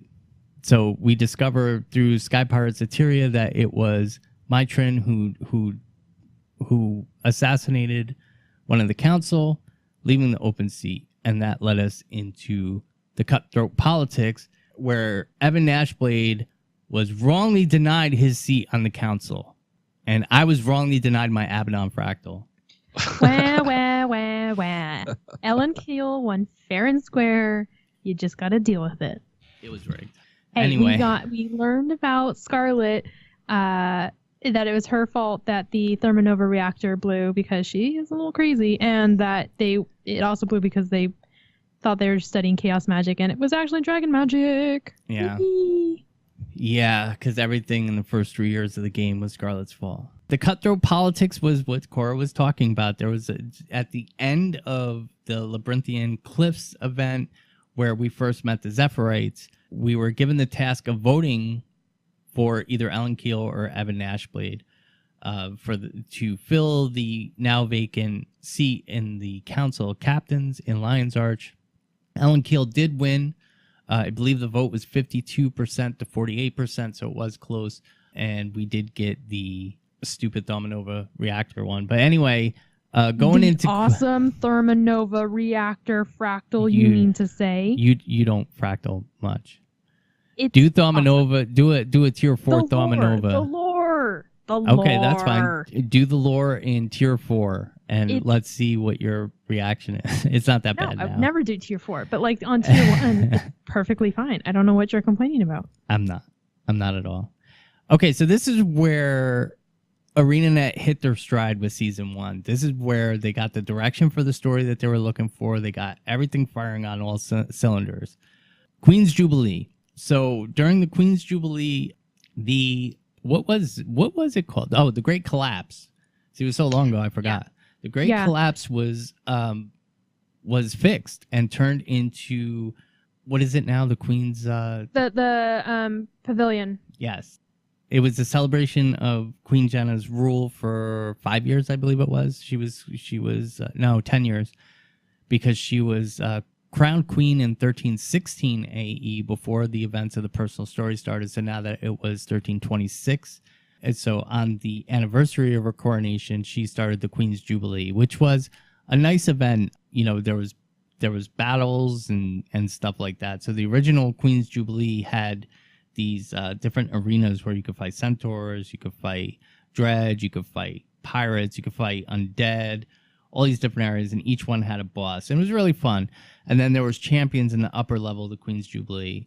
So it was a nice celebration. They opened up hot air balloons in Kryta, so you could take a hot air balloon to all the Krytan maps, and from Divinity's Reach, and you could take it from any of the Krytan maps to Divinity's Reach. And I don't believe the stands for the hot air balloons are left out in the world maps, but they're still kind of there, if I recall right. I think there's a couple. Like from those earlier seasons, there are still some little, sometimes big remnants within the world where you can see, hey, living story stuff happened here. Like there's an Aetherblade, something near in the jumping puzzle, which is Doom. There are still little things, and I think there are still a couple. Yeah, there's at least scars, one. Yeah. I think they're in Divinity's Reach, but I don't think they're left out in the open world, but I could be wrong. I think But there's anyway, one in the during open that world. time, you could win tickets, and you could use your ticket to take a hot air balloon from anywhere in Kryta, well, from the platforms in Kryta over to Divinity's Reach. And it was a fun little event, but during the opening ceremony, the Watchwork Knights, or the Watch Knights, turned and tried to assassinate Jenna, which actually turned out to be a mesmer projection of Jenna. It wasn't really Jenna. But Logan didn't know. But Logan didn't know, and that's why they broke up. Well, we got to stick to the bullet points. This is what I put in the show notes, because this could be a 5-hour show. So during the opening ceremony, it was revealed that there was somebody in the background. So there's more hints of Scarlet. We didn't quite see her yet. Didn't she make an appearance in the original event? Yeah. So Aether Blades rained down on the ceremony, and Ritlock had come to help fight them off. When Anise attempted to shut down the Watch Knights, she found out the commands had been overridden. On cue, the Aether Blade pirates rained down on the ceremony, causing general chaos around the area.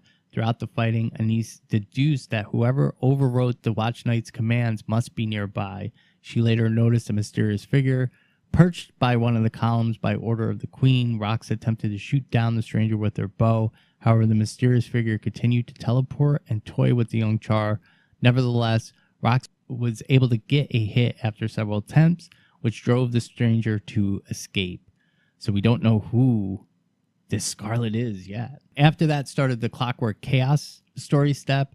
It really started touching on Scarlet and what she might have saw.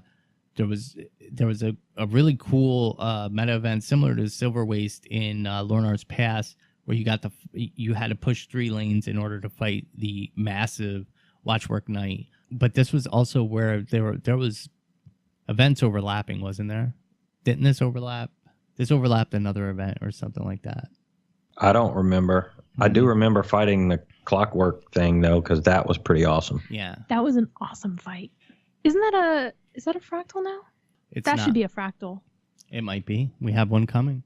We need to have a lot coming. So after the attack from the unknown perpetrator and the Aether Blades of Seraph recommended the Queen to cancel the celebration for fear of her safety. However, the Shining Blade insisted that the attacker desired to disrupt the Jubilee and therefore it should continue.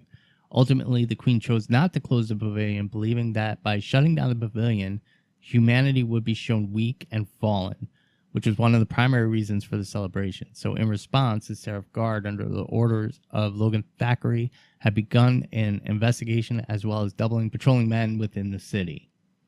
Although the authorities were on high alerts for a reappearance of the mysterious stranger, most of the Jubilee was uneventful until the closing ceremony. The closing ceremony commenced with Queen Jenna taking the stage, the pavilion giving her speech, and this is when the assassination attempt on Jenna had begun.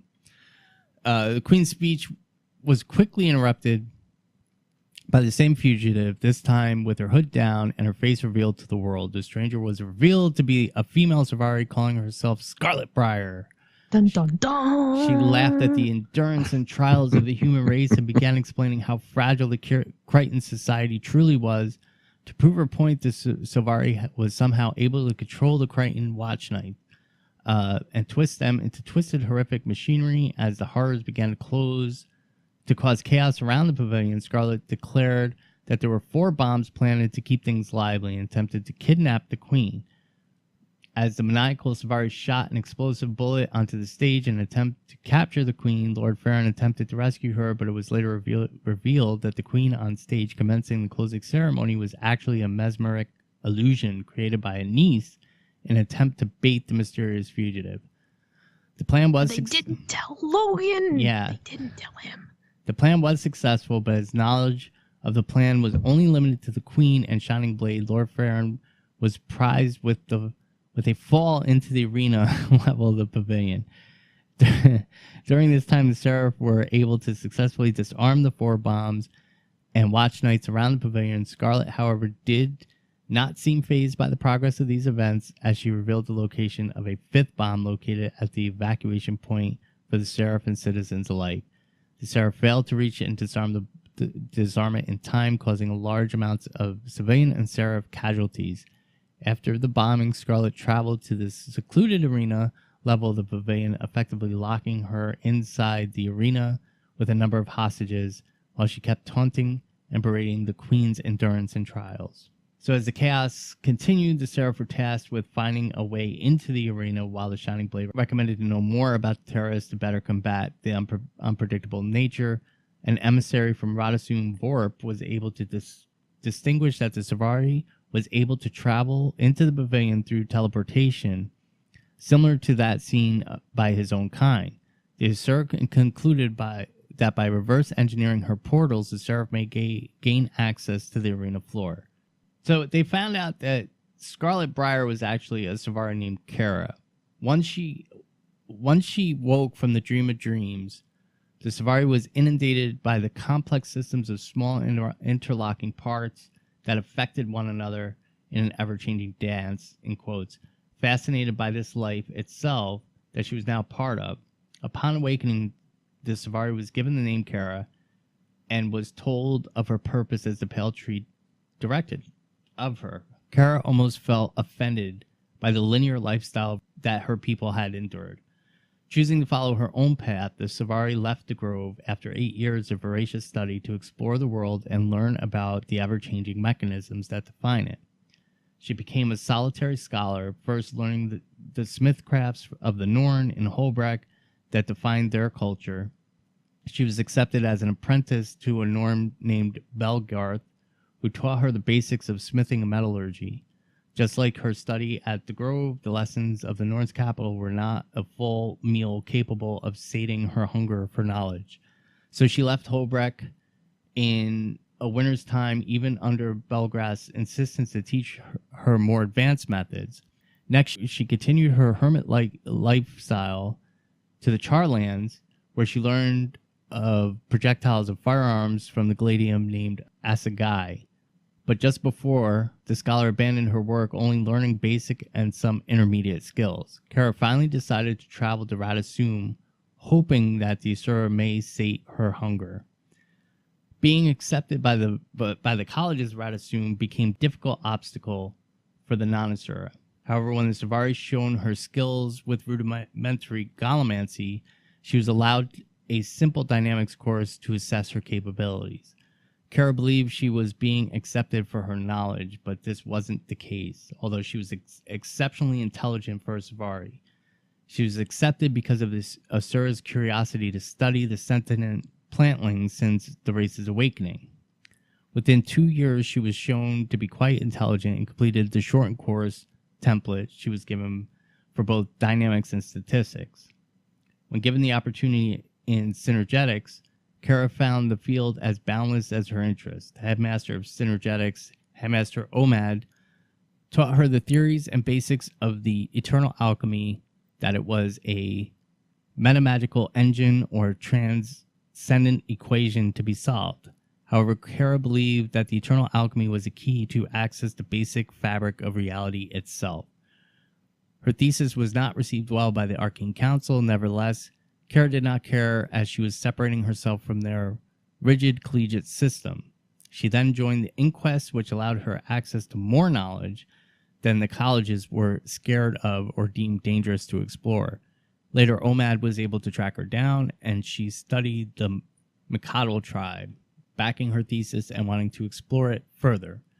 They both studied and prepared an experiment for that Omad predicted would transcend the physical body and delve into the metaphysical vortex of reality, known as Omad's machine. Dun, dun, dun.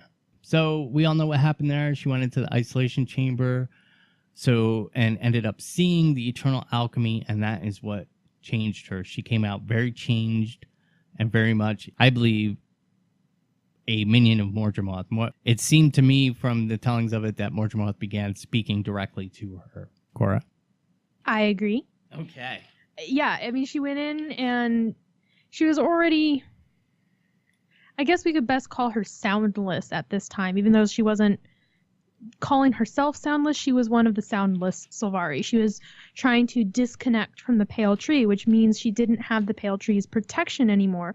So then she went into this thing, and it connected her with the universe, essentially, and all that is the universe, one of which is Mordramoth. And Mordramoth was then able to connect with her, speak to her directly. She saw the truth of the Sylvari and the fact that they are dragon minions. Although born from the Pale Tree, they are protected from it. They are purified, essentially. They are born pure. But seeing that truth, feeling like the Pale Tree has lied to us, and then hearing Mordramoth's voice, I'm sure, just broke her mind. Her mind just completely fractured. Yeah, that's what did it. So fast forwarding really quick, during the Twilight Assault story step, the Lion Guard found the connection between Scarlet and the Aether Blades and did an assault on Twilight Arbor, where the Aether Blade were hiding, which brought on the fourth Twilight Arbor dungeon path, the Aether Blade path. This also spawned the Tower of Nightmares because Scarlet had forged an alliance with the Crate. And I mean, there is a lot of important story here that I'm just really going to fast forward through because this is taking forever. But there was a toxin that was developed. The Crate were able to build the Tower of Nightmares basically right under everybody's noses, and it wasn't until it was complete that we were able to go inside the Tower of Nightmare in order, because that was the alliance between the Crate and the Nightmare Court.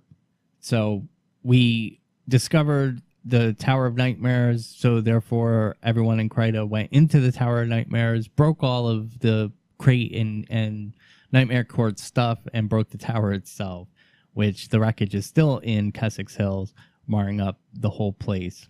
After all this, we start in 1327 now in the season of Zephyr. The Vigil began documenting many mysterious probes. There's still wreckage of this out in the world, but these were energy probes that were just popping up all over Tyria, and nobody had really figured out what was going on until there was an attack on Lion's Arch. The first event was the escape from Lion's Arch. The Aether Blade had utterly destroyed Lion's Arch, laid it to ruin, and basically there was a poison or miasma. I don't know how to say that word. Miasma. That was just a poison cloud that was all over Lion's Arch, and there were certain conditions that had to be done. It would disappear for a short amount of time, and you would be able to fight for Lion's Arch, which was probably one of the biggest world-changing events there was, because Lion's Arch was utterly destroyed. You had to go in to Lion's Arch. This is when the big platform came that was just drilling a hole in the peninsula of Lion's Arch. And really what it was is Scarlet had discovered Mordramoth. She figured out ley lines in the world, and she discovered that if she drilled down and somehow disturbed the ley line that was conjoined at Lion's Arch, she would be able to wake up Mordramoth and bring on the end of the world. So she was successful. She woke up Mordramoth, and right after that, we kicked her silly little butt and killed her. Right there on the Breachmaker. Yep. We kicked her silly little butt. But point out that Bram and Jory do get injured pretty severely. They sort of get taken out of the fight, and so it's the player character that stomps Scarlet. Yeah. And then you still see echoes of it in season 2. Mm-hmm. Where Casimir is like, hey, so let's like take it easy, and even Rox towards Bram is like, yeah, your leg, let's not do the things. The story started very scattered in Living World season 1, and then it became a fine point. And it was a good series of stories. There's a 3-hour video on Lion's Arch that I'll link in show notes that basically is a compilation of all the cutscenes. So if you really want all the detail from Living Stories season 1, it's a good watch. It's a 3-hour watch, but it's a really well done video, and it does put the story together in a good recap for everyone. So I did speed through the last parts But the purpose of the story was to set up Mordremoth's awakening and set up Scarlet Briar. So going into season 2, we didn't quite know what had happened. We kind of knew that an elder dragon was awoken, but we kind of figured that, but we had to glean that information through the Pale Tree. This is going into Living World season 2. This is where we got Dry Top and Silver Waste, isn't it? Yeah, this is where we got Dry Top and Silver Waste.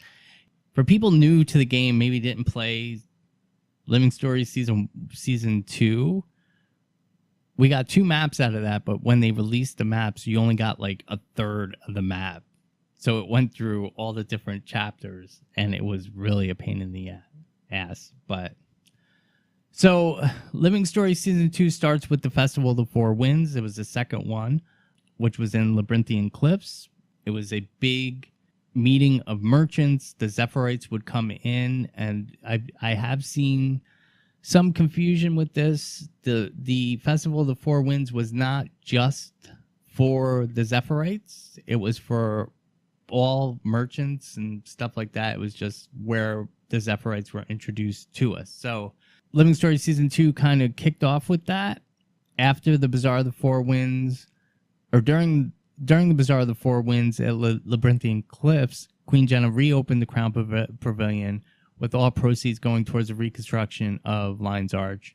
And the Zephyrites came with the intent to honor the previous year's trade agreement. The Zephyrites had just arrived from somewhere very far off, we don't know where, returning with decorations from their travels, resembling those of Marjorie's Canton's ancestors. So everybody believed that they came from Cantha. Perhaps the more interesting question would be where they are headed next. Although Zephyrite's intention to help seemed genuine, their behavior was suspicious. And as well as preparing more supplies than usual for their next voyage, indicating a long journey, their cargo displayed unusual magical properties. One of the ships was giving off an unnatural glow. So that kind of set up everything. So as Casimir, Marjorie, and Timey visited the Zephyr Sanctum, Bram and Rox headed to the Crown Pavilion. Their Helotron, who is the former Jabotron, was gathering funds to help rebuild Lion's Arch, protected from the Ministry Guard by Bram and Rox. Elsewhere in Kryta, a female human noble had bought Connacht's billet, freeing him from... Anise. We find out it's Anise, but yeah. She had bought his billet, freeing him from captivity, and the conscription of Evan Nashblade into the Lion Guard by Captain Keel allowed the Black Lion Trading Company, contrary to initial expectations, to keep merchandise flowing despite the invasion of Lion's Arch, a situation that has incidentally made him the most powerful economic force left standing in the wake of the destruction. Here, why don't I start from Gates of Maguma so you can take a little bit of a breather. Thank you. So, Gates of Maguma. The scene begins with us discovering the Zephyrites have met with some trouble. There's rumors of a disturbance in the tangled western reaches of the Brisbane wildlands. We receive a letter from the mysterious E, and Marjorie, Delacroix, Casimir, Timey, Bram, and Rox we take off to investigate over in a small outpost called Tangleroot. There we meet the seraph Belinda Delacroix, Marjorie's sister, her little sister. We find that there is a passageway that was believed to have been used by bandits for a very long time to smuggle goods back and forth, but it's barricaded by thick vines, so we can't get into the Maguma wastelands. Just as we're about to try and figure out a way in, the Inquest attack the camp and are quickly repelled by our forces. The vines are removed, and we start to invite Belinda to go with us, but she gets sent back to Fort Salma to report on what's going on. The team continues through the passage.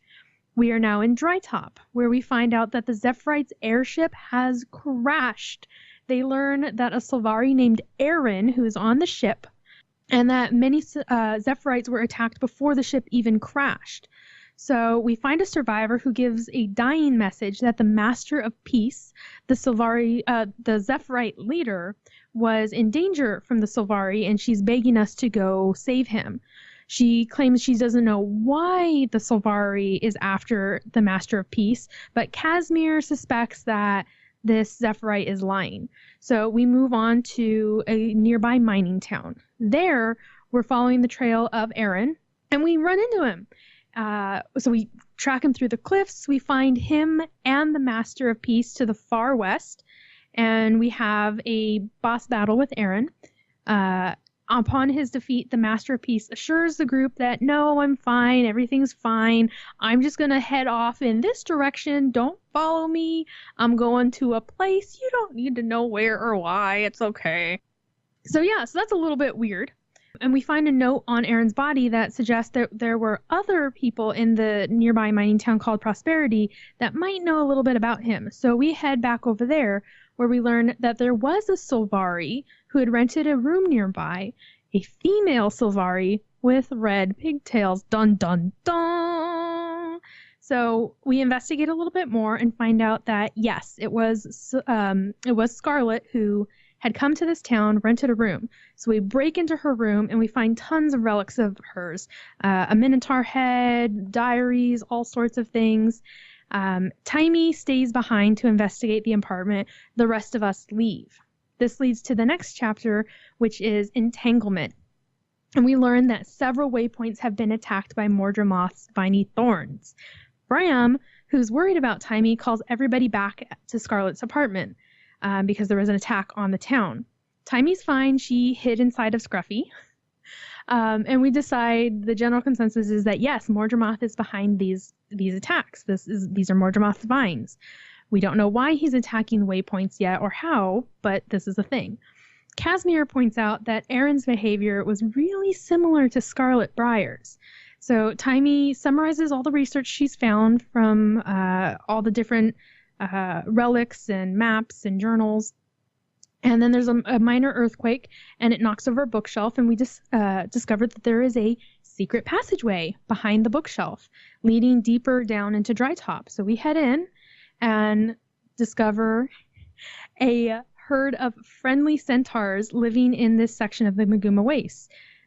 Up till this point, we've only known centaurs within the game to be the evil ones that the humans encounter up in the Harithi hinterlands, with the exception being the historical figure of Ventari.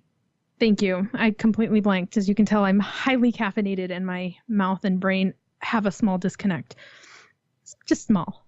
So we talk to the centaurs there, and then we move on and discover a lab underground that the Inquest is very interested in. Timey manages to activate all the various security devices. We wipe out the Inquest. The lab is protected from anybody except our team from entering, theoretically. And we discover that the lab was built on a ley line hub. And this is where streams of magic are so powerful, the ley lines are intersecting, that the energy is so powerful it's actually visible to the naked eye. Timey realizes that the waypoints work because they were placed on ley lines. Like, this was accidentally the Asura figuring something out and not really understanding it. Anytime they placed a waypoint and it didn't function or it died, it was essentially because it wasn't on a ley line, and so they removed it. So they unintentionally mapped out the ley lines through placing the waypoints. Let's see what happens next. So we realize that Mordremoth's vines are also following these ley lines and the waypoint path. The group splits up at this point, with Marjorie and Casimir going to meet Belinda at Fort Salma, and Rox and Bram going to Fort Concordia. Timey stays behind in the lab to do more investigation. So we get to Fort Concordia. It's been completely ravaged by Mordremoth's vines. Bram and Rox and the hero go off to fight the Mordrum that have attacked the fort. They bring everybody inside. We help a caravan transporting a magical object reach the nearby lab safely. And Rox and Bram at this point stay behind to ensure that everybody at this fort stay safe. We book it over to Fort Salma and join up with Marjorie and Casimir.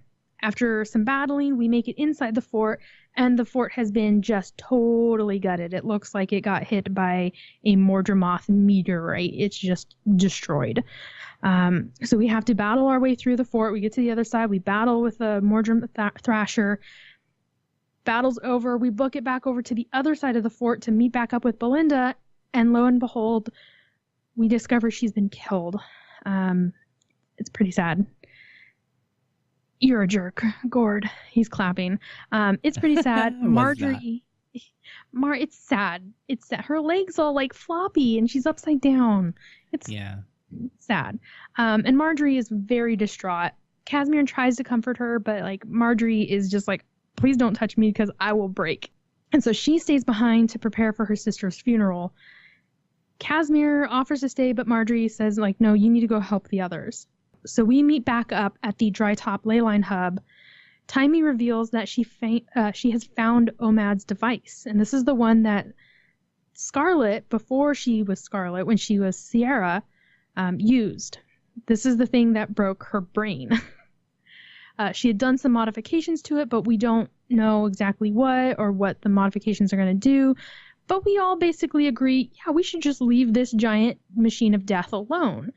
Except for Taimi, who turns it on and runs inside because that's what Asura do. A powerful blast launches everybody back. We're worried about Taimi, so Casimir puts us in a mesmer bubble so that way we can go into the device. We shove Taimi out of the way, but we get hit with the full blast of the device's energy. And we start swimming through this vision of the ethereal plane. We see a symbol of the pale tree. We see these 6 orbs of light spinning around a larger orb. And then the orbs start spinning and going in. And we realize these orbs are the dragons and they're the stars. And they're eventually we will connect them with the gods in season 3. And then the vision comes to an end. And it turns out that the others pulled us out of the machine because we started screaming in pain. Good reason to pull us out. We talk about the vision and we basically say, like, we just saw the eternal alchemy. This is what broke Scarlet's brain. We saw the dragons. We saw the pale tree. We need to go talk to the pale tree and all the world leaders and let them know what's going on with Mordramoth. Casimir doesn't think it's going to be so easy to get an audience with the Pale Tree, who's essentially the ruler of the Sylvari. So we all agree we're going to meet up later. This leads us to Dragon Reach Part 1. Casimir sends us a letter saying that the audience with the Pale Tree has been granted, but she wants to speak with us alone. Casimir, Vox, and Bram meet us up in the chamber. Marjorie stayed behind in Divinity's Reach. Her sister's funeral is done now, but she's still grieving. Taimi has gone back to Radasum to catch up on her schoolwork because she is a student. She's a progeny. We approach the Pale Tree and discuss matters concerning Mordramoth. The speed of his spreading corruption is what surprises the Pale Tree the most. And so she sends a warden away so that the two of us can talk privately.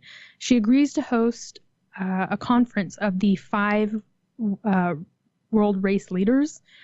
And the group splits up to go speak to each of our respective leaders. Before we leave the chamber, Taimi sends us a mail that informs us a Mordram was spotted in the Iron Marches. So we head off to investigate these reports and find that, yes, Mordram have indeed infested a big chunk of the Iron Marches, which are pretty far from the Maguma Waste. We're talking the opposite side of the map here. So there's about 4 different assaults that we have to investigate and aid, collecting samples and doing all sorts of weird whatnot. And then we report back our results. Then we get another note from Taimi saying that Zoja has granted us a meeting with Flunt and that he wants to see the Leyline hub. So we head back to the hub. Counselor Flunt is already there talking to Taimi. He's accompanied by 4 arcane council guards, and Flunt is really just about had it with Taimi. He's not impressed because of her young age and how smart she is. He actually seems to hold her age against her. Taimi's almost finished with the ley line repairer, but she still needs a few more things to fix it, so she's tinkering on the device. She sends Scruffy out to aid us in our investigations.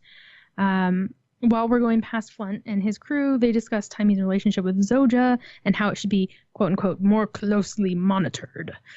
After we find the missing materials for Taimi, she installs them, and she fires off the beam at Omad's device. She mentions it's going to take a few weeks before the results are noticeable, but what she's redone is she's recalculated the ley line, the waypoints and the ley line hubs so that Mordramoth vines can't feed on the waypoints anymore. Flint agrees to wait. Casimir arrives, saying Countess Anise is willing to represent Divinity's Reach and humanity for the conference. We next head off to Holbrook. Traherne has sent us a message saying he heard about the meeting and plans on attending. We meet Bram and Air, who have reunited at her home, and they discuss getting Newt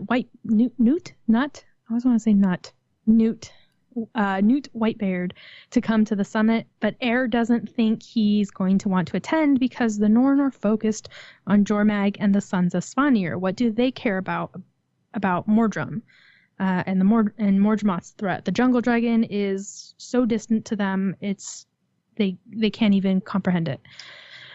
Eventually they decide that fighting the dragons on two fronts is too risky, and Air suggests that we destroy a Svanir dragon totem to help with their threat and encourage Newt to help us with Mordremoth. Air and Bram bond a little bit more after fighting together in the Shiver Peak Mountains, and Air thinks that this tale of them successfully destroying the dragon totem will help convince Whitebeard to come. We head back to Ascalon, where Rox comes face to face with Ricklock for the first time since disobeying his orders. And I believe these were the orders regarding Scarlet. He wanted Tequatl? Was it Tequatl? Was it Tequatl? Because I think it was Scarlet. I think he wanted her to be the one to deal the death blow. Yeah. To deal the death blow, and she, instead of being the individual, I'm a char, I'm going to do my char thing, she was a team player and recognized, like, I need to take care of my team, and the commander can deal the death blow.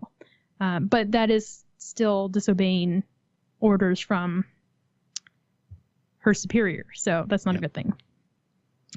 So tensions are high between Rox and Ritlock. Ritlock's sort of understanding, but yeah, he's like, Meh. His initial reaction to news of Mordremoth is that it's just like with Newt Whitebeard. Mordremoth is White bear,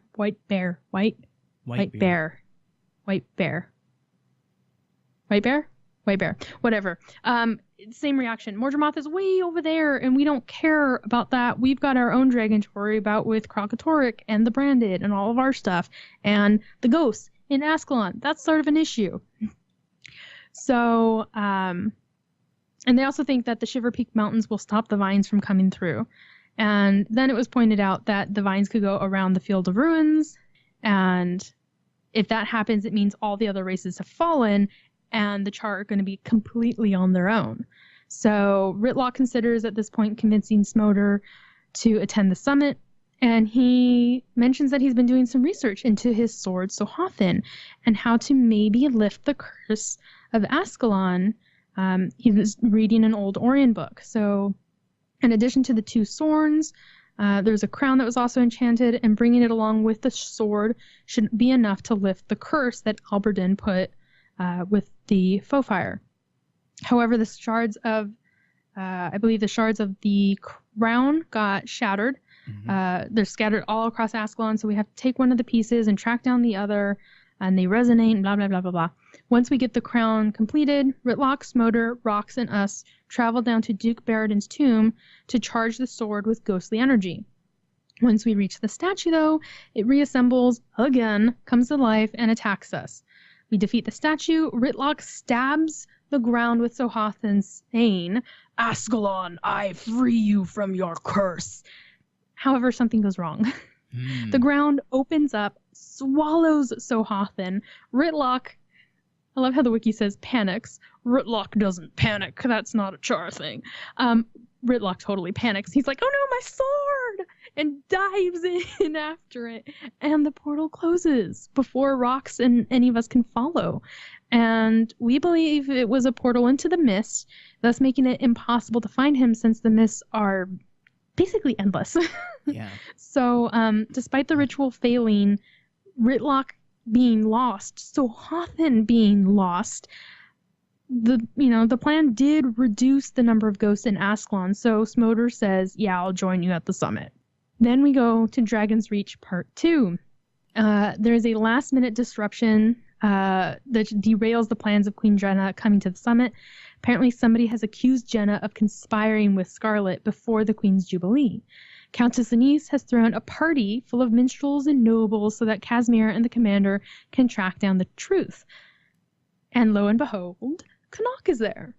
And this is where we for sure find out that Countess Anise was the one that bought his billet and that he's working for her now, which he is not fully enthusiastic about, but he's like, it's better than jail, which isn't setting the bar very high for Anise.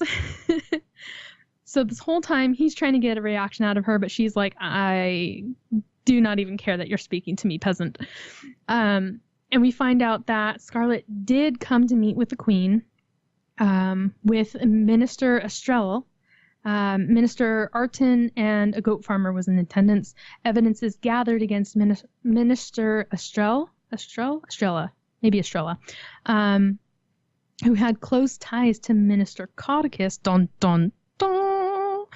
And we confront her, and she accuses Countess Anise of being at the secret meeting with Scarlet. We go back to Anise, and she reveals that she snuck out of the party, leaving a clone with Canuck. Anise tells Casimir she never attended the meeting that Estrella is talking about, and arrests Estrella. But on the way to confront Estrella, Canuck realizes that he had been speaking to a clone this whole time and agrees to keep up the illusion to distract the guests, because Anise is tricky. And at this point, after successfully arresting Estrella, Anise says that the Queen will all be there. Don't worry, the summit will go great. Taimi has also had trouble getting her leader to agree to attend. Counselor Flunt wants a demonstration of Taimi's device. So Taimi sets up a bunch of mini waypoints around Omen's machine. Flunt complains, as he does, that the frequency of the waypoints has changed and the ley lines themselves were unaffected. This attracts various Mordrum. We fight them off as Flunt and his companions cower. But once the monsters are defeated, Flunt feels that he's gotten enough sense of, yes, the device works, but since Taimi's a progeny of the Cinegenics College, we're just going to seize all your inventions. Taimi does not like hearing this, so she grabs her device and takes off running into the desert, where she is attacked by Inquest and almost killed. But Bram and the commander rescue her, and she finally agrees to give up the device to Flunt, and Flunt agrees to attend the summit. Finally, now that we've got everybody in agreement, it's time for the summit. We all gather at the Grove. There's this great procession. There's tons of ambient dialogue. Y'all should just go play it, because I'm not going to detail all of it, but it's great. So Traherne briefly mentions that Kralkatork is going to be the next dragon assaulted, was going to be the next dragon that they were going to assault before Mordremoth, but yeah, plans change. So all the leaders get up to the chamber. The commander goes up. We all talk about Mordremoth. Each leader has a concern. Smoder says Char already fighting against the ghosts and leaving the citadel undefended would invite the Flame Legion in. Flunt is concerned that Flunt feels the Asura could defend themselves against all assaults, until it was pointed out that even Primordus attacked when the Asura lived underground and they fled. So going on to the Norn, it's pointed out that they're already fighting Jormag to the north. So what are they going to do? And besides, they like to fight individually. They're not really team players, kind of like Char in that way. And Jenna is still fighting against the Centaurs and the Bandits while trying to negotiate her truce with the Char, which has kind of stalled. So they've all got their own concerns, so they're not really wanting to join the fight against Mordremoth. And it was also mentioned that the pack's numbers dwindled a lot in the battles against Zaitan, and especially that final battle. Like, lots of people died. So how are they gonna go against another dragon with fewer numbers? And then suddenly there's an attack. The elevator up to the chamber is destroyed, so Casimir has to make a portal to get the leaders out of there as they're being attacked by a dragon lieutenant, Mordremoth's lieutenant, the Shadow of the Dragon. Shadow of the Dragon. So we repel the attack, we save the grove, but the Pale Tree has been greatly damaged by the dragon's assault. Pale Tree is very weak. We have to venture off. But before we leave, the Pale Tree's avatar gives us a vision of a golden chamber full of crystals. So after the assault, all the leaders are safe, except for the avatar who's like dying. All the leaders agree, okay, you're right, that we need to go attack Mordramoth. This was bad. This cannot be allowed to continue. So Traherne and the pack start to prepare. Countess Anise and Canuck go to spy on the pack's plans. Casimir and Marjorie plan to go to the German Priory to find out more information. Timey's going to keep working on her inventions, while Rox and Bram will protect her. The commander, in the meantime, is going to go figure out what that vision we saw meant. So this leads us to the next one, which is Echoes of the Past. We get a letter from Ella McKay, who mentions that there's a explorer Campbell of the German Priory was out near Fort Selma examining ghost sightings there, similar to ghosts of Ascalon, and it believes that the seraph that died. It believes the former seraph that died fighting Mordramoth are the ghosts that are there. So we head over there, and we find out that Explorer Campbell is being attacked by the ghost of Belinda. Marjorie arrives just in time to help us save the Priory member.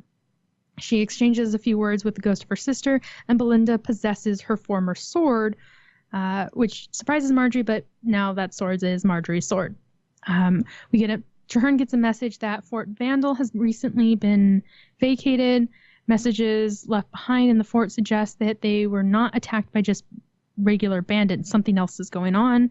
And we find white robes. What are these white robes? We're traveling on to Camp Resolve, which is a packed foothold in the Maguma Waste.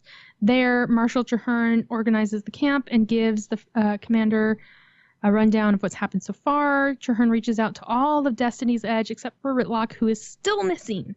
Kaith and Canuck are out on a patrol, but they haven't returned yet. Traherne is worried, so we send out a small people to go find them. And we come across a Mordrum corpse just north of the Blue Oasis outpost. Canuck appears and warns that the body has been booby-trapped, and accompanies us to go find Kaith, planting mines along the way to try and thin out the Mordrum numbers. We find Kaith eventually fighting some Mordrum, but she's still alive, but her squad didn't make it. We get to a high cliff where we get a good vantage point of the Mordrum stronghold to the north, complete with these glowing vines and a huge blossom with sharp teeth like thorns. Rather than try and fight our way back in, we decided to send up a flare so we can get a helicopter to come rescue us. Unfortunately, this attracts more Mordrum, and we got to fight them off before we can get rescued. Then we get back to Camp Resolve. Marjorie and Casimir have run into a dead end investigating the German Priory archives. It turns out that the only member who knows the secret cipher to get into the hidden archives is Explorer Campbell, who is now out in the Silver Wastes. After getting the password from him, we meet up with Ella McKay in the Priory archives, which is one of my favorite parts of the world. I love the Priory archives. So we go deeper down into the archives where there's all the books and all the precious relics. And down there, we read several ancient books that hint at the cipher and discover Ogden Stonehealer from Guild Wars 1. But he's a stone dwarf now. And he points out that there is a special hourglass that protects Glint's lair. And the commander, along with Marjorie and Casimir, get sucked into the hourglass in Glint's lair. But we're on different paths, and so we got to fight our way through the lair until we converge at the end of the lair. And there we see a vision of the Master of Peace receiving Glint's last unbroken egg. And he heads off carrying it to a safe but unknown location so the egg can hatch. Ogden doesn't know where the location is, though. So nobody knows. So we finish the lair, we get out. Ogden has questions, or tries to answer our questions. But yeah, what are we going to do? Moving on to Tangled Paths. We get a letter from Logan asking for the commander to meet him in Destiny's Edge in Camp Resolve. Once there, we find out that Glint's, again, stuff about Glint's last remaining egg. We leave to go see Rox, Bram, Marjorie, and Casimir. But what we don't realize is that Kaith is secretly stalking us. She's following us. She is being fishy. And we agree that the next thing we have to do as a team is find the 3 Zephyrite Masters, so that way we can find the egg. We learn that the Masters left through the southwest gates. We follow that way. But before leaving, the player confronts Kaith, and she agrees to help with tracking down the Zephyrite. So we venture across the Silver Waste to an underground passage. Rox has already found her way there, but the path is blocked by several malformed Mordrum. We quickly get rid of them. Player catches up with the Masters just in time to see the Master of Sun die, killed by a powerful Mordrum. After slaying the Mordrum, the Master of Lightning realizes that they are no longer fit to track the Master of Peace, and finally reveals the secret Zephyrite symbol the Master left behind so that the group could follow him. So we continue on following the Master of Peace. We find a secret labyrinth beneath the Silver Waste where Kaith reveals that the Mordrum have stalled the group and that the other heroes got separated inside the labyrinth. Player, us, hero commander, alongside Kaith, realizes that we're being hunted by some seemingly immortal Mordrum. So while we're racing through the maze to save our allies, we manage to finally reach the center of the maze where the Master of Peace is under attack by a very powerful Mordrum troll, and the Master is dying from a wound that he sustained. He manages to hand over Gwyn's egg, but just as he dies, Kaith grabs the egg, stating, "There's no time to explain," and shadow steps the heck out of there, leaving us confused about what she's doing. For all we know, she's been corrupted by the dragon. And that's where Tangled Path ends. So we head on to the Seeds of Truth. And so now we've got to hunt down the dragon egg again, not knowing, is Kaith on our side? Is she not on our side? Is she Nightmare Court? Is she corrupted? What's going on? But we need to know more about Kaith's past. So in a moment of clarity, the wounded avatar of the Pale Tree awakens long enough to talk about Kaith, and is surprised that Kaith stole the egg, stating that it was the commander's fate to care for the egg, which is why we received the vision. So we have to track down Kaith, and we're given 4 memory seeds, which we have to go to certain locations, plant the seed, and then we can access the dream, capital D, the dream. And it gives us memories from Kaith. And so the first seed is planted there in the chamber, and it's the first time that the second wave of Sylvari are born. So the firstborn are already awake and having a meeting about what do we do with these newcomers.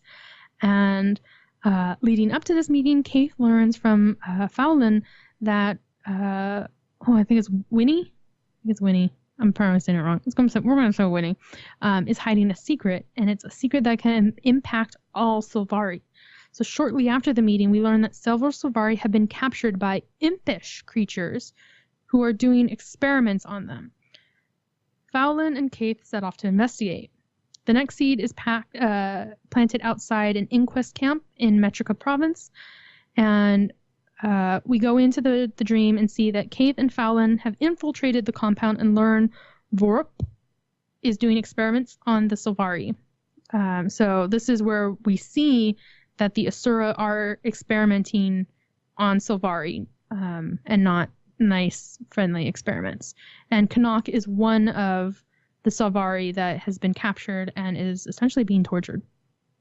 Many Sylvari died before they were rescued by Fowlin and Kaith, but Vorp is stopped before he can kill all of them. However, he does manage to escape before Fowlin can get more answers out of him. Next, we go to the Northern Silver Waste, where we plant another seed in some script tunnels, and the vision that comes to us is Kaith and Fowlin have come across a tribe of peaceful centaurs with a philosophy similar to Ventari. Winnie has befriended them, but Fowlin has brought along some quote-unquote friends, just in case. And so while Kaith is busy talking to one of the centaur, Fowlin and her friends attack the others. Kaith actually aids in the slaughter of the centaurs, and the two chase after Winnie until she escapes through a portal behind a strange wall with odd ruins on them. And in order to find a way in, Marjorie heads back to the German Priory to learn more. Now we're at the point of no return. Marjorie calls the commander back to the hidden archives of the Priory. We talk again with Ogden Stonehealer. The dwarf recognizes the symbols as forgotten symbols and gets a book that discusses the procedure, which is similar to Ascension. Commander's not going to be performing the rite, but they do summon Turai Asa from Guild Wars 1. Actually, he died before Guild Wars 1, but like we saw his ghost. And he creates the divine fire to perform a similar service to Ascension, the rite of Ascension. 3 relics tied to the ancient Elonian hero are collected. We read the book, we do the stuff, the rite happens, and what is it? Sorry, let me skipping forward. And then we head, okay, so the rite is performed and Marjorie gets the torch, and then we can head to the cave where Kaith is believed to be hiding. At this point, Logan summons the commander to the Pax camp in the Silver Waste, where Air presents her son Bram to Zoja and Logan. The pack is just about to set out to defeat the dragon Mordramoth before he can fully awaken, and gets the chance to wreak havoc on the other Elder Dragons. Before anything can happen, though, however, Mordrum attack the camp, initially from the south and from the north, and then the camp is overrun before we manage to light the signal fire to call in reinforcements and defeat the Mordrum. Commander says goodbye to Traherne and the remaining members of Destiny's Edge as Rox, Bram, and Casimir and Commander all go to the cave. So back in the northern Silver Waste, Margie returns the divine fire torch to the commander. We wave the torch at the wall, and then we head in. Mordrum all retreat. The cave opens. Rox takes the torch. We get sucked through the portal. We fight past cave spiders and all sorts of forgotten things left by the we fight past all sorts of mystical creatures left by the Forgotten until we reach a clearing. And here's where we plant the final memory seed, revealing Kaith and Fowlin confronting Winnie in the cave. Winnie is adamant against revealing her knowledge to Fowlin, while Kaith is sympathetic to Winnie. Fowlin wanders off to gather some bristleburn thorns from a nearby bush to torture the information out of Winnie. While she's gone, Winnie confesses everything to Kaith. And this is where Winnie confirms that Fowlin attacked the centaurs first, who were unarmed initially, and confesses that she learned in her dream that the Sylvari were indeed supposed to be minions of Mordramoth. And to keep this secret from Fowlin, and at Winnie's insistence, Kaith kills Winnie. The vision ends. Commander confronts Kaith, who confirms that everything seen thus far in the dreams are true, but refuses to hand over the dragon egg, feeling it's too valuable, but insisting she's on the same side as the commander. However, the shadow of the dragon, Mordramoth's new lieutenant, attacks the commander, cutting us off from our other allies. Bram and Rox try to help us. We managed to weaken the champion so that way it can be killed. However, Kaith escapes with the egg again. Darn her. Meanwhile, the pack has launched its airship armada to attack Mordramoth. Traherne, Air, Logan, and Zoja fire from the lead ship, and Vines attack the ship, destroying most of them, just ripping them out of the sky. As this is happening, Mordramoth is awakened, and he speaks to the Sylvari, and a good chunk of the Sylvari turn, and they start attacking their former pack members.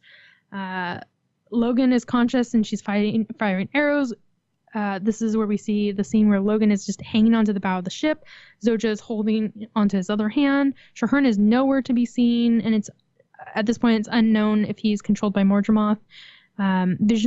And then we see visions of the future that Ritlock's going to come back. And this is the little teaser scene that we got to see that would lead us into the expansion pack. So I'm going to end there. But that's season 2 in my super fast, I'm trying to make this not be a 4-hour show speak. Yeah. No, I think that was a good summary. There was a lot of stuff. And before we move on, we're just going to do a brief overview of season 3 because that's still freshest in everybody's mind. Yeah. So these were the events that led up, and I think looking at this structure is important because going forward, what I think season 3 is kind of the prelude to the expansion, where the expansion is going to be the middle part of the story, and Living Story season 4, in my opinion, is going to be the tail end of the story. And I kind of think of that like the way Lord of the Rings was written. Do you mean the end of Guild Wars 2 story? The end of the next expansion story. So Oh, okay, I get it. So it's like a 3-act structure. So season 3 was like Act 1, and then the expansion is Act 2, and then season 4 is going to be Act 3, and then we'll get whatever season 5 is the next. Is going to be the prelude for the next expansion. Okay. Yeah. Which will lead into the expansion. And then I think that's what they're going to start doing is kind of sandwiching these expansions in between 2 living stories. Makes sense. That's what I think. Because then it ties in. It doesn't feel like it's a separate from the living world thing. It's part of the living world. So yeah, that makes sense. So now, like I said, season 3, we're going to breeze through because this, again, is the most fresh in everybody's mind. Should we do like 1-sentence summaries for each chapter? No, I mean, we started with Out of the Shadows, which opened up Bloodstone Fen, introduced the White Mantle and Lazarus, and some various other things. Then we went into Rising Flames, which brought us to pretty much Primordus's back, setting up the dragons, and kind of leading everybody to believe that the next fight was going to be against Primordus, which kind of threw everybody into a tizzy. And we did have current events that were kind of put into this. And then, very happy story-wise, not very happy map-wise, came Crack in the Ice, which introduced Jormag, and kind of set everybody up for this flame versus fire theme that was actually explored in the game, which brings us to the Head of the Snake, which closed off the human personal story as well as Quaticus's story. It did tie up a lot of loose ends that were out there for a while and so on and so forth, which led us into Flashpoint, which is by far the most controversial chapter in Living Story because it's a huge change. It basically negated the 2 dragons that we thought were going to fight and set up a totally different entity free and clear of the dragons. Yeah. I mean, we'd been seeing Lazarus from hints of him from early in the season, and then we saw him full out before we killed Quaticus. And I mean, this is not a figure that within lore we've been told to trust. Like, no, this is a baddie. And yet he's helping us. So do we trust him? Do we not? And then find out here, oh, Lazarus isn't Lazarus. Lazarus is Balthazar. And the dragons, presumably maybe. Balthazar. I mean, it could be a Scooby-Doo double reveal. I mean, we don't know. We don't really know what's going on there. And then, and we've been led to believe it's going to be a battle between fire and ice. It's going to be Jormag and Primordus. Oh, no, wait, we tucked Primordus back into bed. He's gone back to sleep. What's going on with Jormag? But the gods, maybe? Like... It is. So the story is switching. The twist that maybe killed it, maybe didn't kill it, whatever it is, the twist that came is that now, for all intents and purposes, we are going to be fighting a god. So it's tough to swallow, but the initial this is another thing where the initial reaction, I think in the shock of the initial reaction, people just haven't considered all the possibilities. To me, I've been saying for a long time, the 6 were going to come in and the 6 were going to replace the dragons. Well, and I think there's also a side of Flashpoint isn't the last chapter before the expansion. It's the penultimate. I'm using it correctly. You're right, but in the context of the story, and every story that's been part of season 3, we've gotten an hour of story. So this is going to be the bridge. So something's getting bridged. All I'm saying is, without seeing that final chapter, it's hard to know. Like you said, this Flashpoint seemed to negate a lot of things. It seemed to put twists on a lot of things. But maybe in this next chapter, we're gonna find out some of those twists aren't actually twists, or maybe some things we thought were negated weren't negated, or they really were, but now we get to see why it's going to work. Well, a lot of the reason why Flashpoint was so controversial is because everything was the twist. It was the twist in the story. It was that stuff you didn't see coming. But when you're reading a book, you just turn the page and get to the next chapter and see the payoff of the twist. And instead, we've had to wait months to get to the payoff, which makes the twist seem much more jarring and much less satisfying. For now. This is, in my opinion, with my theories, this is the perfect time for them to take a break from the dragons, to introduce the 6 back in, because it's always been plain for me to see that something has to replace the dragons. It's completely set up.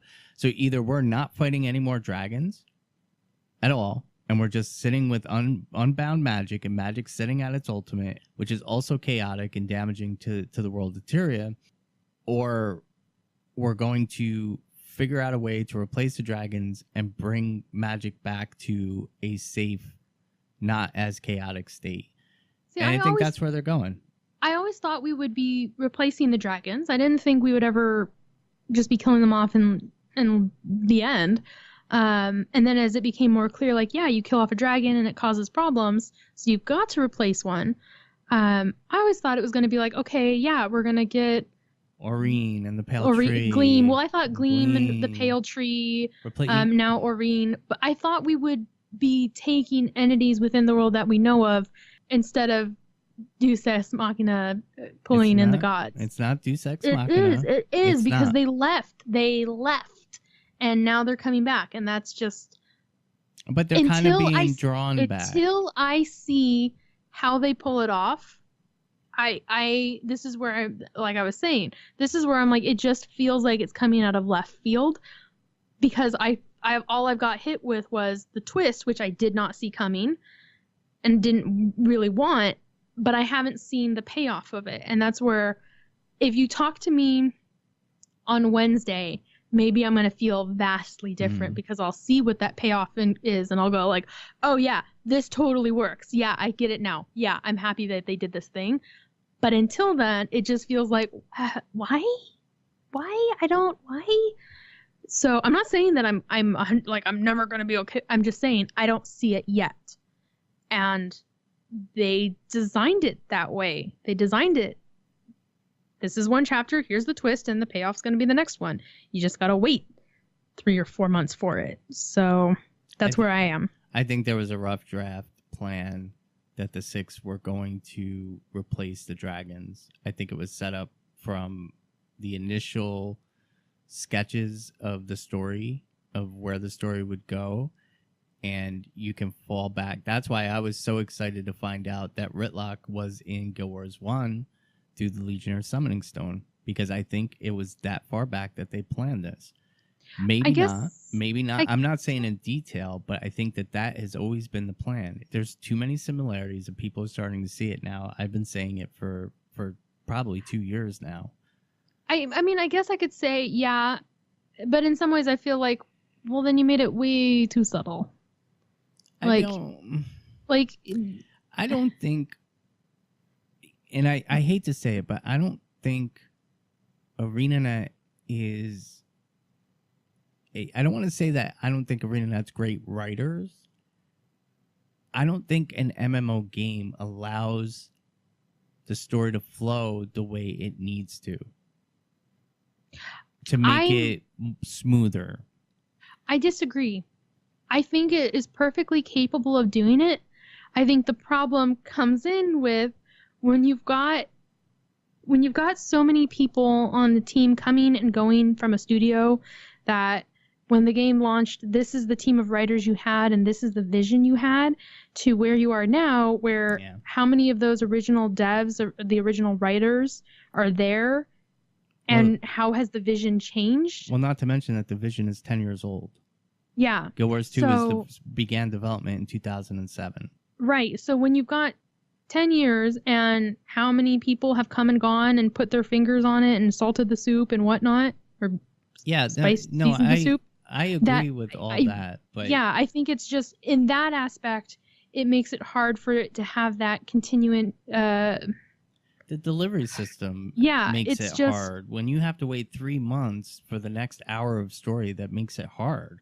That's like reading a chapter of a book and waiting 3 months to read the next chapter. Yeah, I'm not saying it's easy. I'm saying like the mechanics of I feel like the mechanics of, hey, here's this method for delivering story as an MMO. I feel like that aspect does work. However, like we said, over a 10-year timeline, when you've got 3-4 months between releases, when you've got people shuffling in and out, and each one of them wants to put their signature on the game by saying, hey, I created this bit of lore, I came up with this idea, the vision changes. And so if you have a different team than from 10 years ago, then the team you have now wants to tell the story their way, wants to tell their story, which may not look anything like that original story.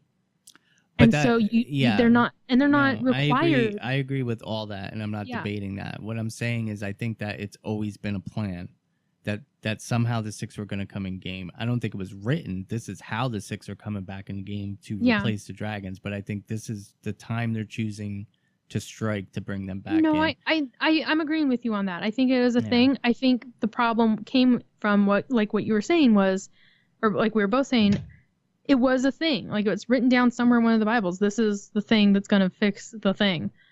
But because you had so many people coming and going, nobody remembered it. Nobody was willing to put the effort to put more stuff in, or like forgot like we should be dropping more clues in.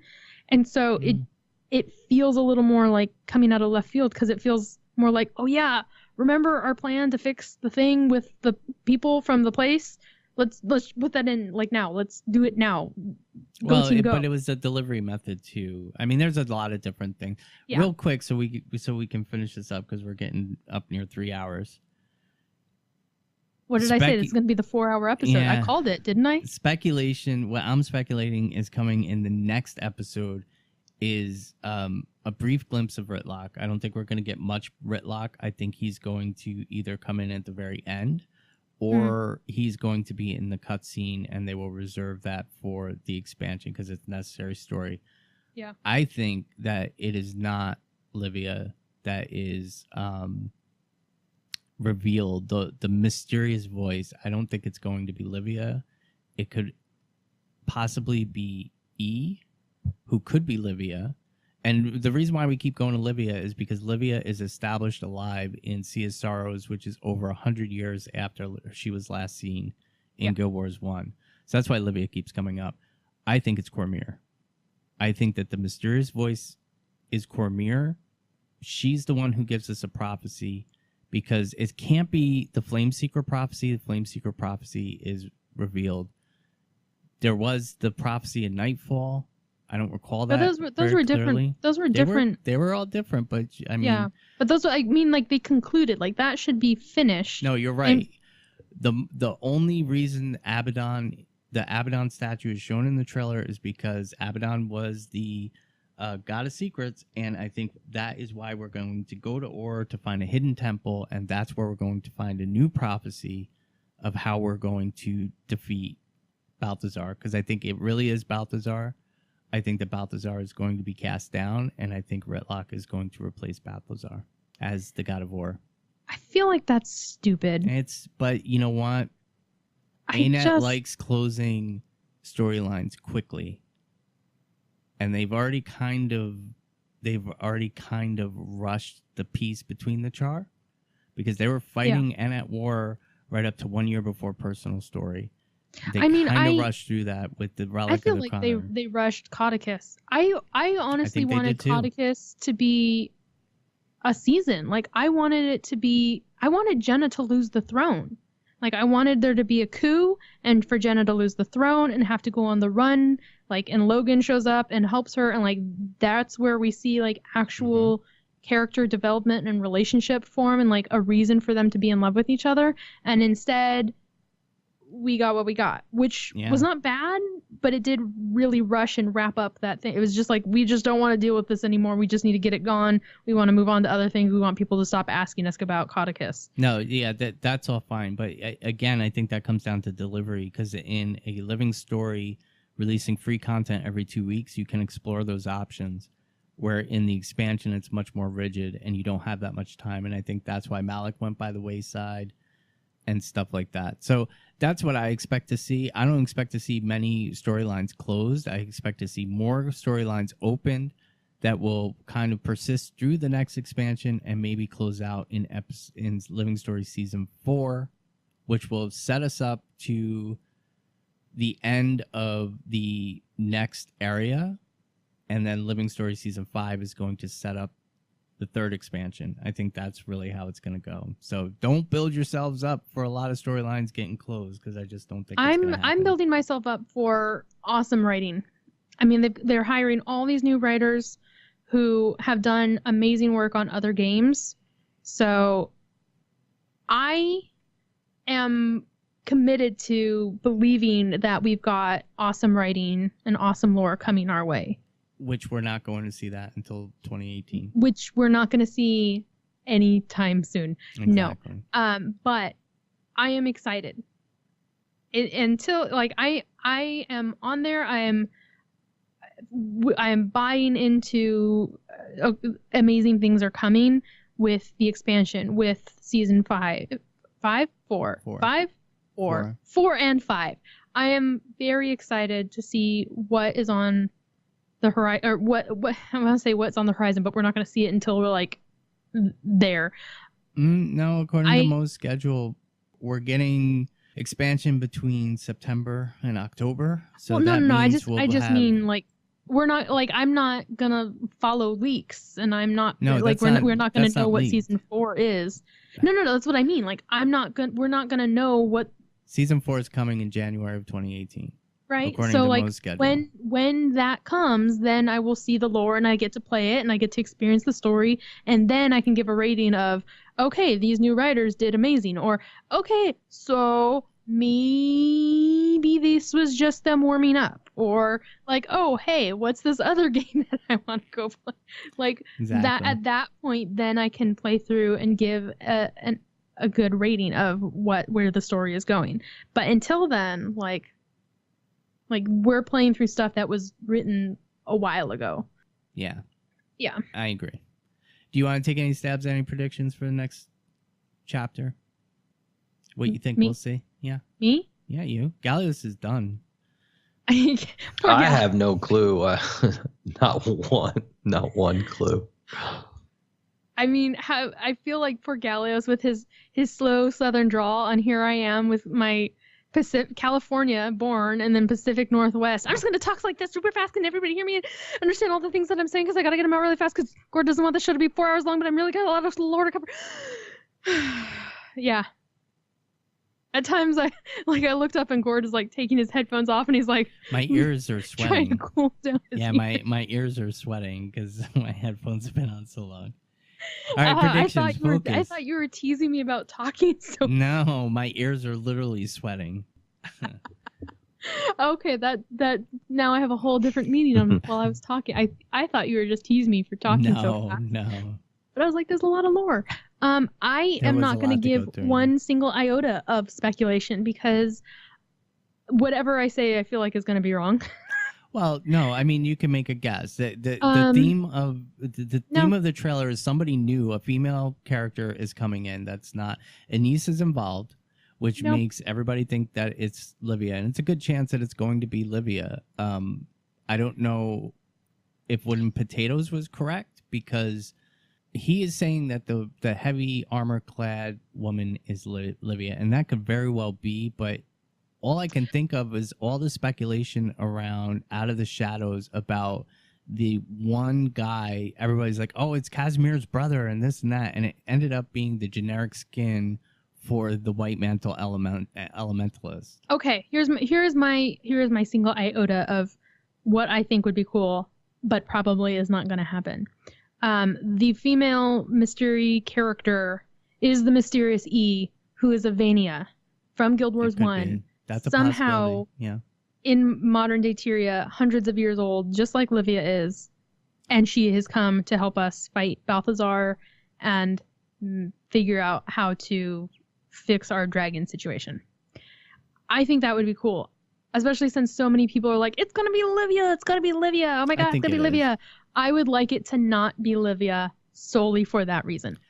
I would say 90% I'm 90% sure that it's going to be a Livia reveal, and we are possibly going to be going in search of Cormyr in the expansion. But Cormyr I am positive that Cormyr is the god that stayed behind, because it said the human gods left Tyria, but one stayed behind. So everybody immediately thinks... Then who's Balthazar? Balthazar came back. Ritlock went to the Mist. Now, if Ritlock used Sahathan and went to the Mist, what I think we're going to find out from Ritlock is that Ritlock became a ward of the six gods. That's why he ended up in Guild Wars 1, because he was helping humans. I think he had to prove himself.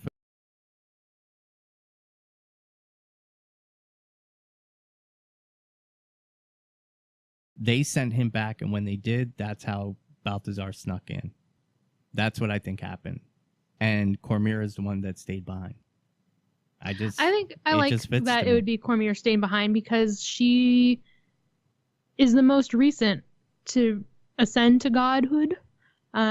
We know she was a human. There was another god that was human, demigod, half human. Mm-hmm. But she was fully human, and then took the god's power, became a god.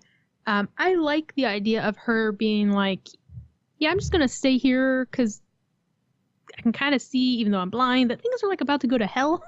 Well, there's more. There's more going on. She's with more that invested. Whole story that we'll find out. Yeah, I feel like of the gods, she would be the most invested in being like, yeah, you guys go do your thing off in the Mist. I'm gonna like park it here, because in like about 250 years, stuff's about to go down, and like they're gonna need some help. So I'm just gonna be here to give them like prophecy or like assistance. So I think that works for me. All right. So that's where we're gonna wrap this up. Oh, thank God. Long freaking show, but hopefully everybody will be able to listen to the whole show before the patch drops, because you got a day to do it, folks. All right, so we're gonna take a quick break, and we're gonna be right back with our special guest.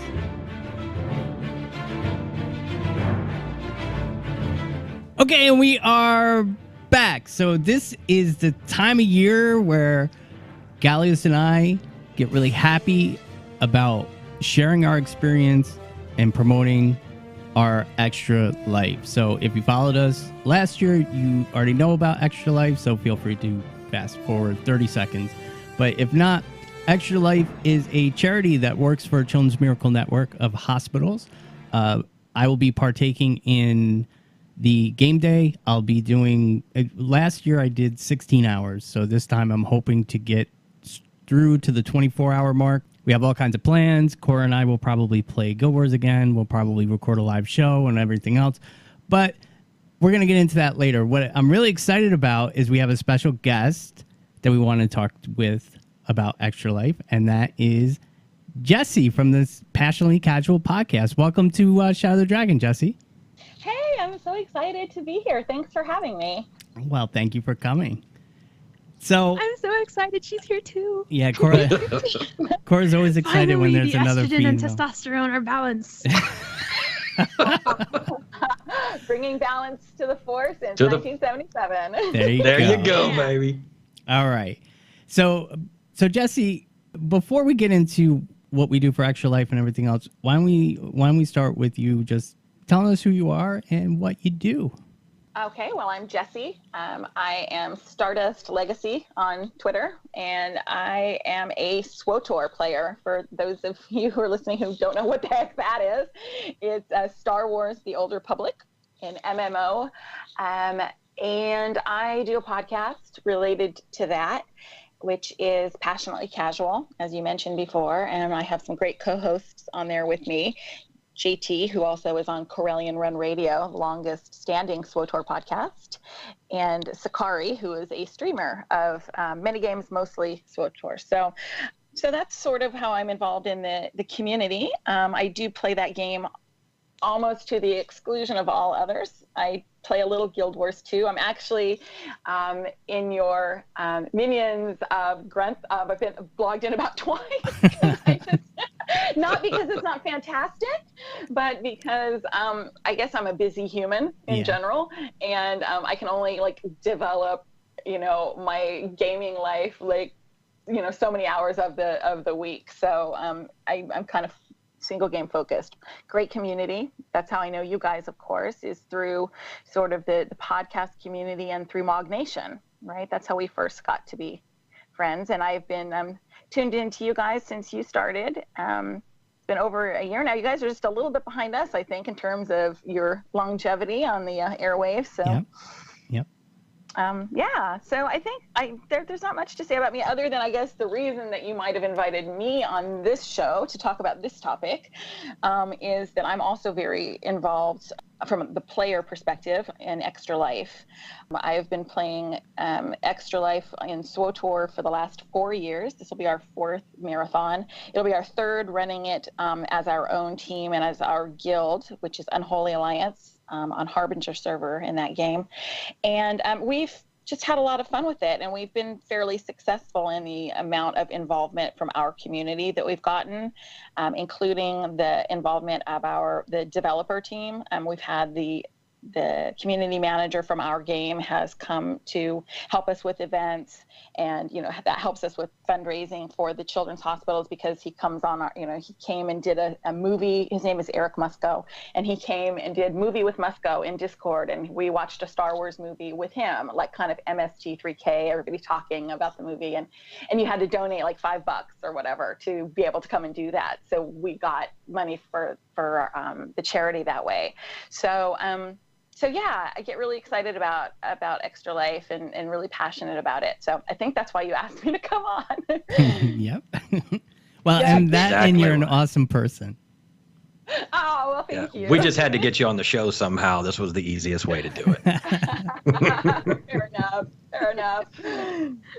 So Jessie, real quick, how'd you get into SWTOR to start with? I mean, I know how we met you through there, and that's through Mog Nation, but I know how I got in Mog Nation. What brought you to SWTOR? I'm sure it's because you're, a Jedi freak or a Sith freak. I can't remember which. And I say freak in the kindest way.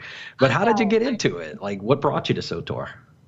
Well, yes, I am a Star Wars fan since literally since 1977. I've been a Star Wars fan in every way. I do tend to root light side. I'm more of a smuggler girl. Han Solo was my first and always crush, so I would say I'm more aligned with the smuggler side, which is, I guess, gray.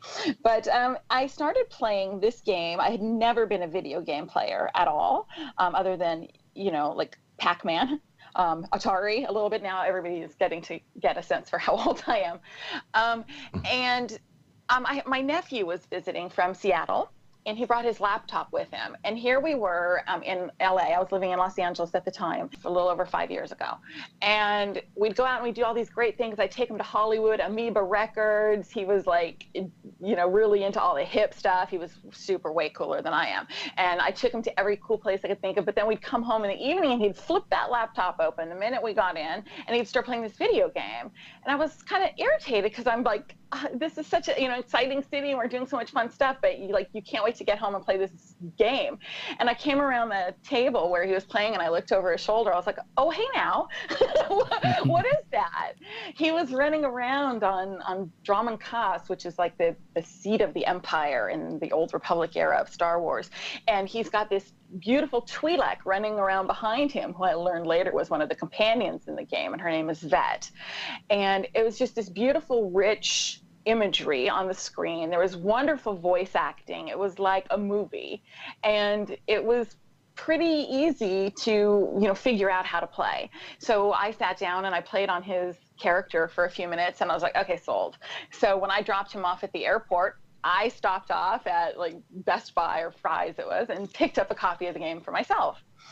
And so that was about 2 months after the game had launched officially. It launched in the end of 2011. And so in 2012, and it was February, I purchased the game, and I've been playing since then. So that's how I got into SWTOR. And like, I got seriously into it. Like, my husband became like a SWTOR widower. Like, I was playing many hours a week, and I've curtailed that a little bit. I try to keep it a little bit more balanced now, but I'm still very passionate about it. And then a couple years down, like a year or so later, I became a master of a great, wonderful guild of people, and got involved in that sort of thing, and building community and having a positive, safe community for all types of people to be in and have fun. So that was like sort of a new step. And then Cash from Mog Nation was very kind and came on our podcast that we developed to go along with our guild. I reached out to him because he had been on Old Republic Radio, which was a fantastic podcast for the game early on, like pre-launch and beyond. And I was so excited when he said he'd come on our show. And he came on and he talked about Extra Life, which helped me to get more into Extra Life. And then he reached back to us later on after we'd been on the air for a while, and he said, I really like your positive message. You guys are about healthy gaming and a charity and good things, and we'd like to invite you to join Mog Nation. So then we joined Mog Nation, and then sometime after we had joined, a brand new podcast came along, and I was no longer the new kid on the block, and it was Shadow of the Dragon. I was like, I have to reach out to these people because I know what it's like to have a brand new podcast. And as it turns out, you guys had known Cash and those guys for a long time, so you were all like, polishing your nails and your shirt, being like, yeah, we got this. But I didn't know that, and I just wanted you to know that you had support. So that's how we met, and yeah, that's my story to now. Nice. Well, just so you know, you and Passionately Casual have had the greatest influence on this show, aside from all my salt that I throw around once in a while. You guys, once in a while. Yeah, because Jessie is all about the sugar. Yeah. Positive spin on anything. You name it, I can put a positive spin on it. That's a woman after my own heart right there. So I've got a question. It's my turn now. I want to know how you got involved in Extra Life, because it's this incredible program that spans all sorts of gaming communities, and it's just so massive. So how did you get started with it? Well, and you're right, it is, and it's so fantastic. They make millions of dollars literally for children's hospitals. And what's great about it, though, is although it's so massive, it's also really easy to get in on the ground floor and just walk in the door. They have an accessible website. They're like, click here to join, and this is how you do it, and you can do it however you want to, and here are other people doing it, and so it makes it very accessible. So the way that I found out about it is that there used to be a phenomenal show called Tour Wars podcast. Obviously I'm into the podcasts. And this was a great show that had Jeff Hollis and his wife, Dee Dee Hollis, and they had occasional other hosts on there too. They later closed that podcast down because Dee Dee actually went and started working for WildStar as a community manager there, so it was conflict of interest and she couldn't do the Tour Wars. But anyway, long story. They had read a letter from one of their fans, from one of their listeners, that said, hey, I am involved in this Extra Life thing, and I have a team, and if anybody who's played SWTOR wants to join it, like, come and join it. And he gave contact information, and so I did that. I contacted him, and I said, hey, we have a guild, and we have some people, like, that sounds cool to come and play a marathon of gaming, a 24-hour block of gaming, and, raise money for charity. So we did, and we joined his team, and so people from our guild, and then he was there, and there were a couple of other people there that that had responded to that email as well, and so we had a fantastic time. And then, as I said, we had I met Cash, and he talked a lot about Extra Life, and I got hyped for, like, let's have our own team, and I invited that original guy that had turned me on to it in the beginning. I invited him to come and play, but I don't know if he, you know, his life took him a different direction or he changed his email address or whatever. But unfortunately, I'm so sad because I would love to have him still involved. I don't know what happened to that guy. He's gone. But our guild like grabbed onto it and like went crazy. So there's people that have been doing it the whole time. There's people who are just doing it their first time this year. Like anybody can do it.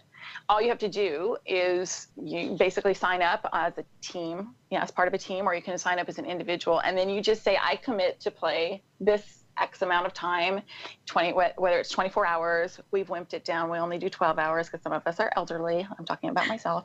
I can't do the time. And now I'm time zone challenged in Australia. So like I can't do it. But that's my excuse anyway. So yeah, that's when I first heard about it was just from one person. That was just one guy who was like, I want to do this. I'm excited about this. I think this sounds like a great charity. I want to get involved. And I want to reach out to other people and see if I can get other people to do this with me. So it was one individual. He was not any like PR expert. He was not some, like business person, like trying, like flashy graphics. He was a guy. And he reached out to a podcast that he listened to. And then that trickled to me. And then I trickled it to my guild. And then it trickled to the whole sportster community, including, as I've mentioned, the developers. So it starts with like a little seed. And I'm not saying like we're like the greatest thing ever, but we have been able to raise thousands of dollars for this charity. And it just came down to one guy saying, hey, let me like write an email. And then the podcast being willing to read it. So that's what this is. It's like community. It's grassroots and people who are like, wow, this sounds like a great idea. Let me do this. So that's awesome. Extremely awesome. So what do you got planned for this year's game day? Like what you're going to do? Okay, so we're going on official Extra Life Day, which this year is the 4th of November. They always, and this is another reason I don't do 24 hours, because they always do it on time change weekend, right? So you actually have to play for 25 hours to get the 24 hours. That happened to us the first year, and then I was like, yeah. So I started doing 12s, but it's November 4th. We're starting, I'd have to ask, I actually am not the person who does the main administration of this. We have an excellent team captain. His name is Jim. He's Moxie's. He is also the producer of Passionately Casual Podcast. He's a co-host on Corellian Run. He's a streamer. He's very involved in the game and in this community himself. In fact, he probably would have been an even more awesome person to have on the show, but I didn't even tell him about it. I'm like, let's steal this interview for myself. No, I'm just kidding. I did tell him just to rub his face in it. But so he has, we all get involved, all the officers of the guild and other people who are involved and have done the Extra Life with us before get involved in like brainstorming. So we already had our pre-season event, which was last month. It was in June, where we had a bunch of different games and giveaways. We do lots of in-game kind of prizes, game time codes and stuff like that. And then we have some physical prizes, usually Star Wars related. This fall, so in November, we're having, we have a tradition of having a different game show, which as our kind of main sort of event that everything else is built around. We've had The Price is Right. We had SWTOR Family Feud. This year we're having SWTOR like Hollywood Squares, which if any of you are old enough. You heard it here first, folks. You heard it here first.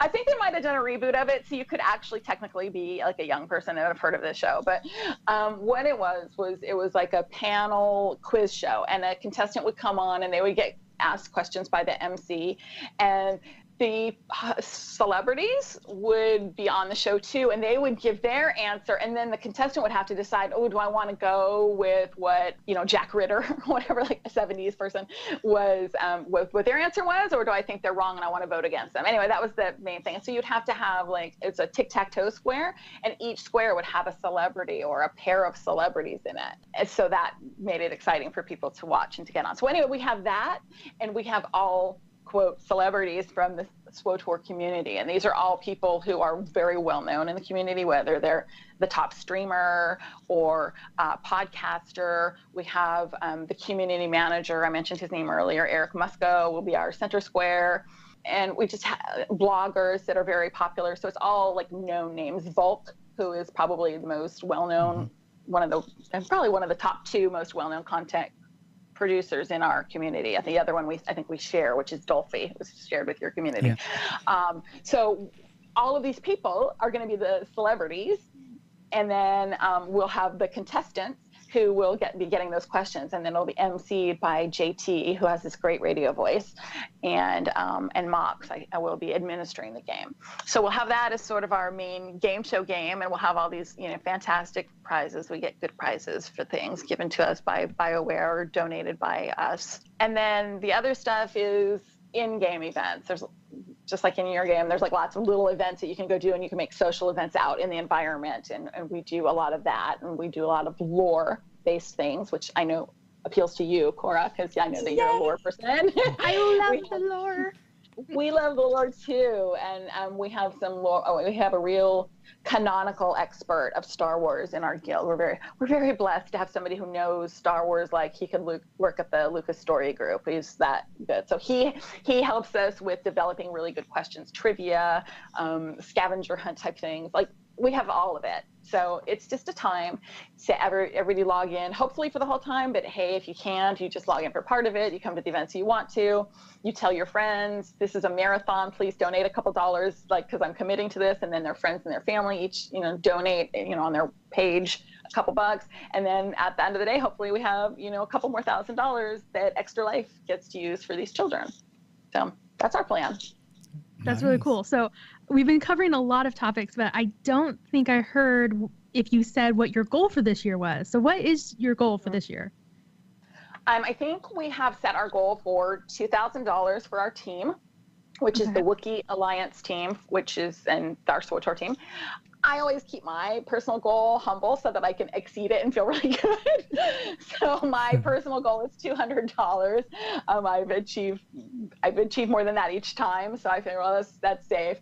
So that's the T-shirt goal. Like, if you sign up to be like a platinum or whatever it is that they have, like when you sign up and you want the Extra Life T-shirt, you don't have to make $200. Like, you don't have to earn $200, but you have to put that as your goal. So that's what I put.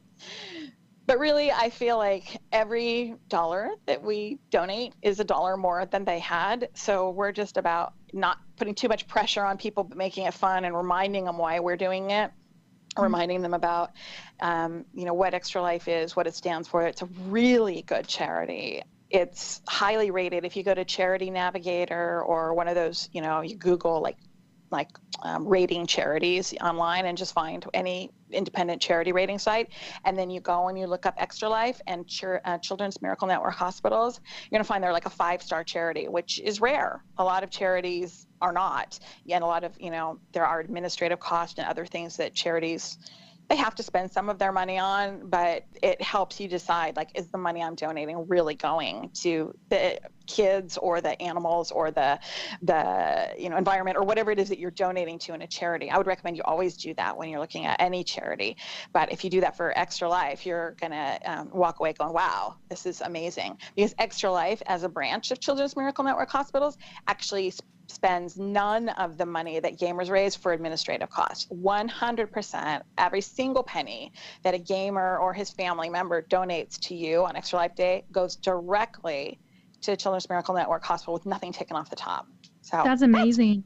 Pretty amazing. That is really amazing. I mean, nowadays, so many charities are more businesses than charity, where so much of the funds go towards making all the products or paying the people or whatever. For Extra Life to be 100% goes towards the thing that the money is being raised for, that is just incredible.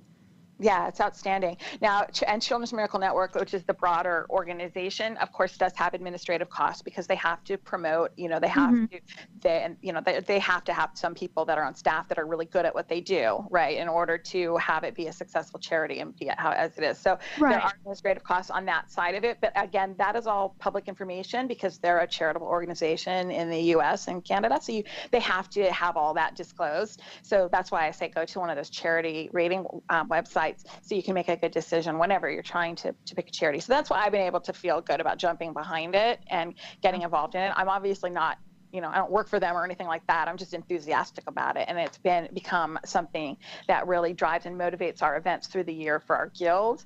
And to me, that's a really positive thing to be able to be excited about.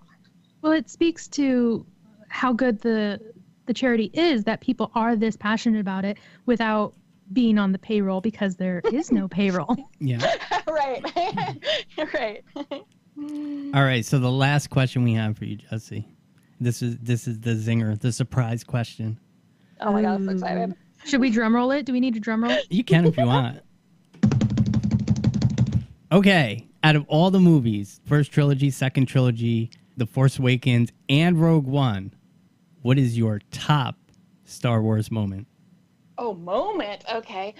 Wow, there's so many. And as you can tell from this interview, I'm not one to answer questions. You're like, yeah, we only allotted like 10 minutes for this interview, by the way, Jessie. It's all right. We might not have to do a show. Yeah, I get my Friday back. Passionately Casual is meant to be like a 45-minute show, and we consistently run at an hour and a half. So, and you're seeing why. I love to talk about stuff. That's okay. When I got started with Shadow of the Dragon, they're like, yeah, we're going to try and keep it like an hour and a half. 3 hours later, on average. Yeah. It's good to be passionate about stuff, right? To have something to say. I have many favorite moments, and I could talk about them all day.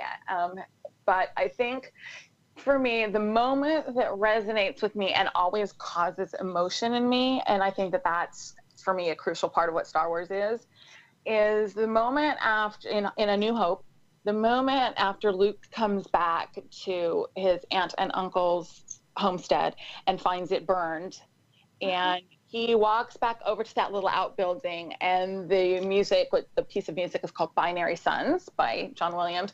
The music swells up, and he's standing there with like one elbow on his knee looking out at those two suns setting. And there's just so much to me, so much emotion, and like it's sort of the crux to me of what Star Wars is, and the hero's journey and the choices, and like rising out of tragedy. And I could just go on about what that moment means to me, but I would say that is the moment I'm going to pick as my top Star Wars moment. Wow, that's surprising. I had pegged that it would either be the I Love You, I Know, or it would be the death of Han Solo. Spoiler warning. Yeah, those are both great moments. Yeah. The death of Han Solo affected me deeply, as everybody around me in the movie theater can attest to. I nearly cried myself. My fiance did. Oh, I did cry. I did cry. Ugly tears. I cried ugly tears. Yeah, well, me too. Me too. Then and Rogue One, I was an embarrassment during Rogue One. But I just recently watched Rogue One again on the plane coming over from Australia, and I'm so glad they had the cabin lights dimmed, because I was just sitting there like.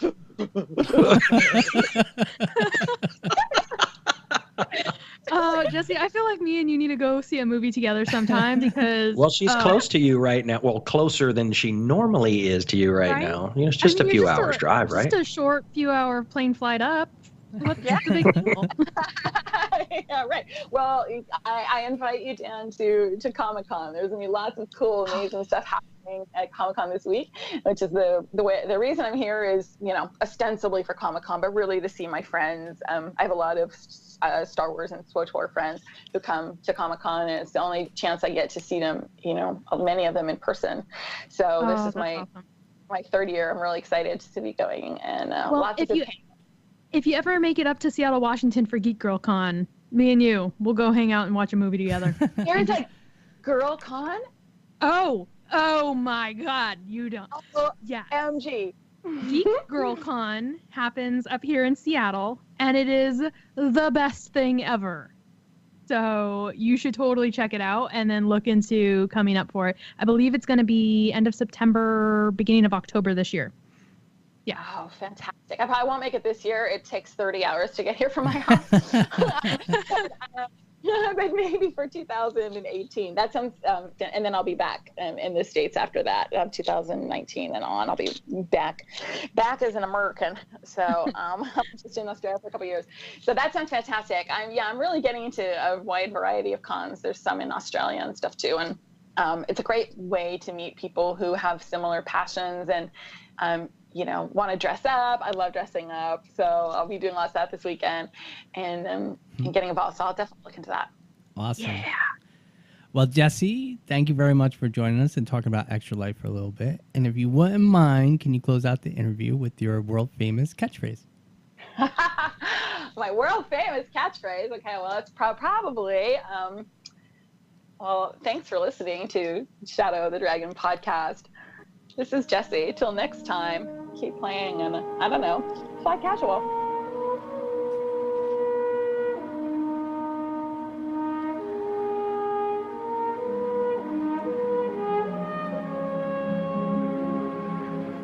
Okay, and we're back. So that was fun.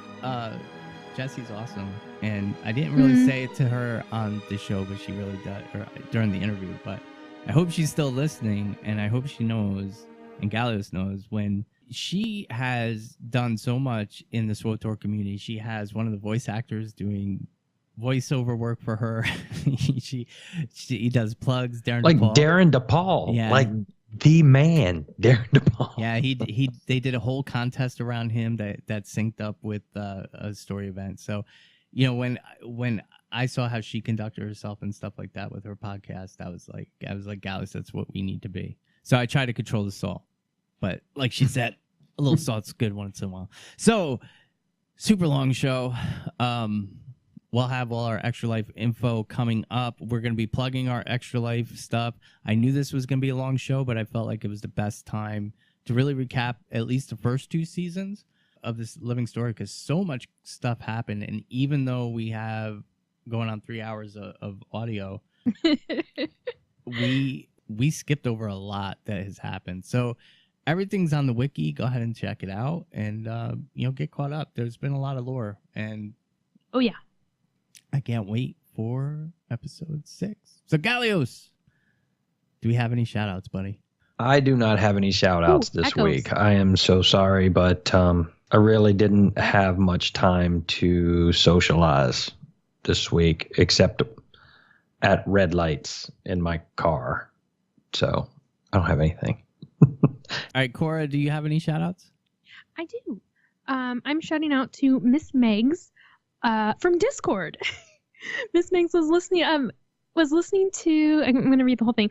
Hi, Cora. I love listening to you on the SOD TD podcast. And I was thinking today as I was driving and listening to the winner scorecard episode that whilst you love Fashion Wars, you might not have all the dies. So my question for you, do you have all the common and uncommon dies in the game? I have just finished my common and uncommons.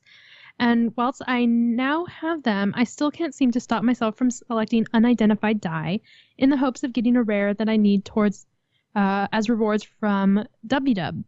Do you need dies? Would you like me to send you ones I don't need to you when I open them? I know this is a weird message, so feel free to ignore my crazy and move right along. But if you want the ones I don't need, I'm happy to send them. So Megly, a.k.a. Miss Megs, this was such a cool message to get. I never get messages saying, hey, I was listening to the podcast. I'm surprised you found it since you're never on Discord. I know, right? How weird. Yeah. Thank you. And yes, I totally still need, I sent a message that, yeah, I still need uncommon dies. I've got all the common, but I don't have all the uncommon dies. I'm thinking I should probably make a list of all the uncommon dies that I need and like put it up on my Tumblr that when people are like, hey, you want to die? I can just be like, it's on my list. If not, you can just sell it and get gold for yourself. Because, yeah, I really want all the dies in the game. I really want them all. And you and Gallios have been awesome and been sending me a whole bunch. And I've gotten some from a few other people. But, yeah, this just made my day when I saw this message come in and the fact that I did find it. I'm getting better. I'm learning Discord. It's a new technology. I am learning how to do the things. So, yeah, so thank you, Miss Megs, for your awesome message and your offer to help me with my die collection. All right. And I'm just going to give a shout out to my boys in the Talk Oh Shit channel in Discord. You know who you are. All right. So that's going to wrap it up. So Gallios, if the good people want to get in touch with you, how can they do that?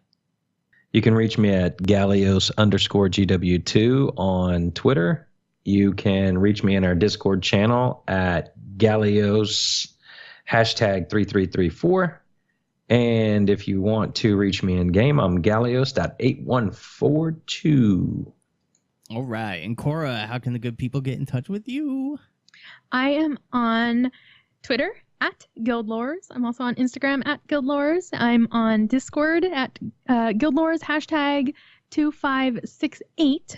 So yeah, you can reach out to me on any social media. Just look for Guild Lores, and that's most likely going to be me because I'm punny that way. All right. If you want to get in touch with the show, you can email us at sotdpodcast@gmail.com. You can follow us on Twitter at SOTD_podcast. And you can find everything SOTD podcast related on SOTDpodcast.com. If you want to follow me, you can follow me at Gord the Norn on Twitter, or better known as Gord with Cormier at the Wizard's Tower with Cormier.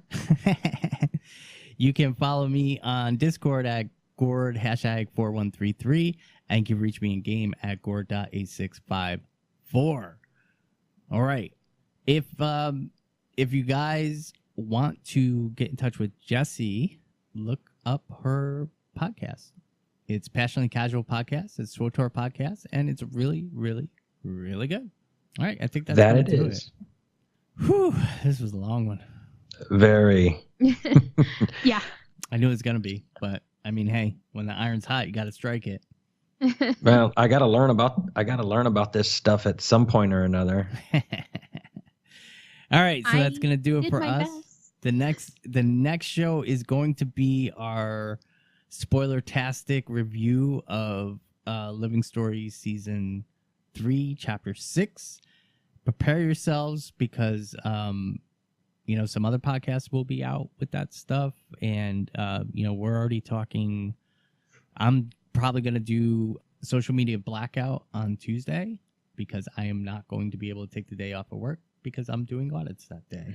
So I'm unemployed, so I will be downloading it immediately and playing all day. I won't be anywhere near the computer. No, I have to play it this week I do too. because I'm moving out of my apartment on Friday, and then I'm house sitting for 2 weeks, and then I'm moving into a guest bedroom at a friend's house. So I don't actually know what my computer internet situation is going to be for the next foreseeable future. So I have to play it this week, or it will not get played. Yeah, so we might be Coralus on the next show. We'll see. I'm hoping not. I have a laptop. I'm hoping that I will be able to set up and continue recording, but as Gallios can attest, when you are homeless and living off of the kindness of family and friends, it gets interesting trying to record, let alone do anything else. Yeah, no, so, it's true. Yeah. Well, good luck to you, and just hang in there. Keep your chin up. Keep your chin up, kid. Yeah, you'll break through. Yeah. If anybody needs a content writer, technical writer, copy editor, content producer, social media maverick, you can reach out to me and you can have me do the things in exchange for the money thing. I promise I'm a lot more professional when I'm at a job. I don't thing as much. Yeah, exactly. All right, well, that's going to do it for us. I got a lot of editing to do. Oh, yeah. Say goodnight, guys. Good night, guys. Good night, guys.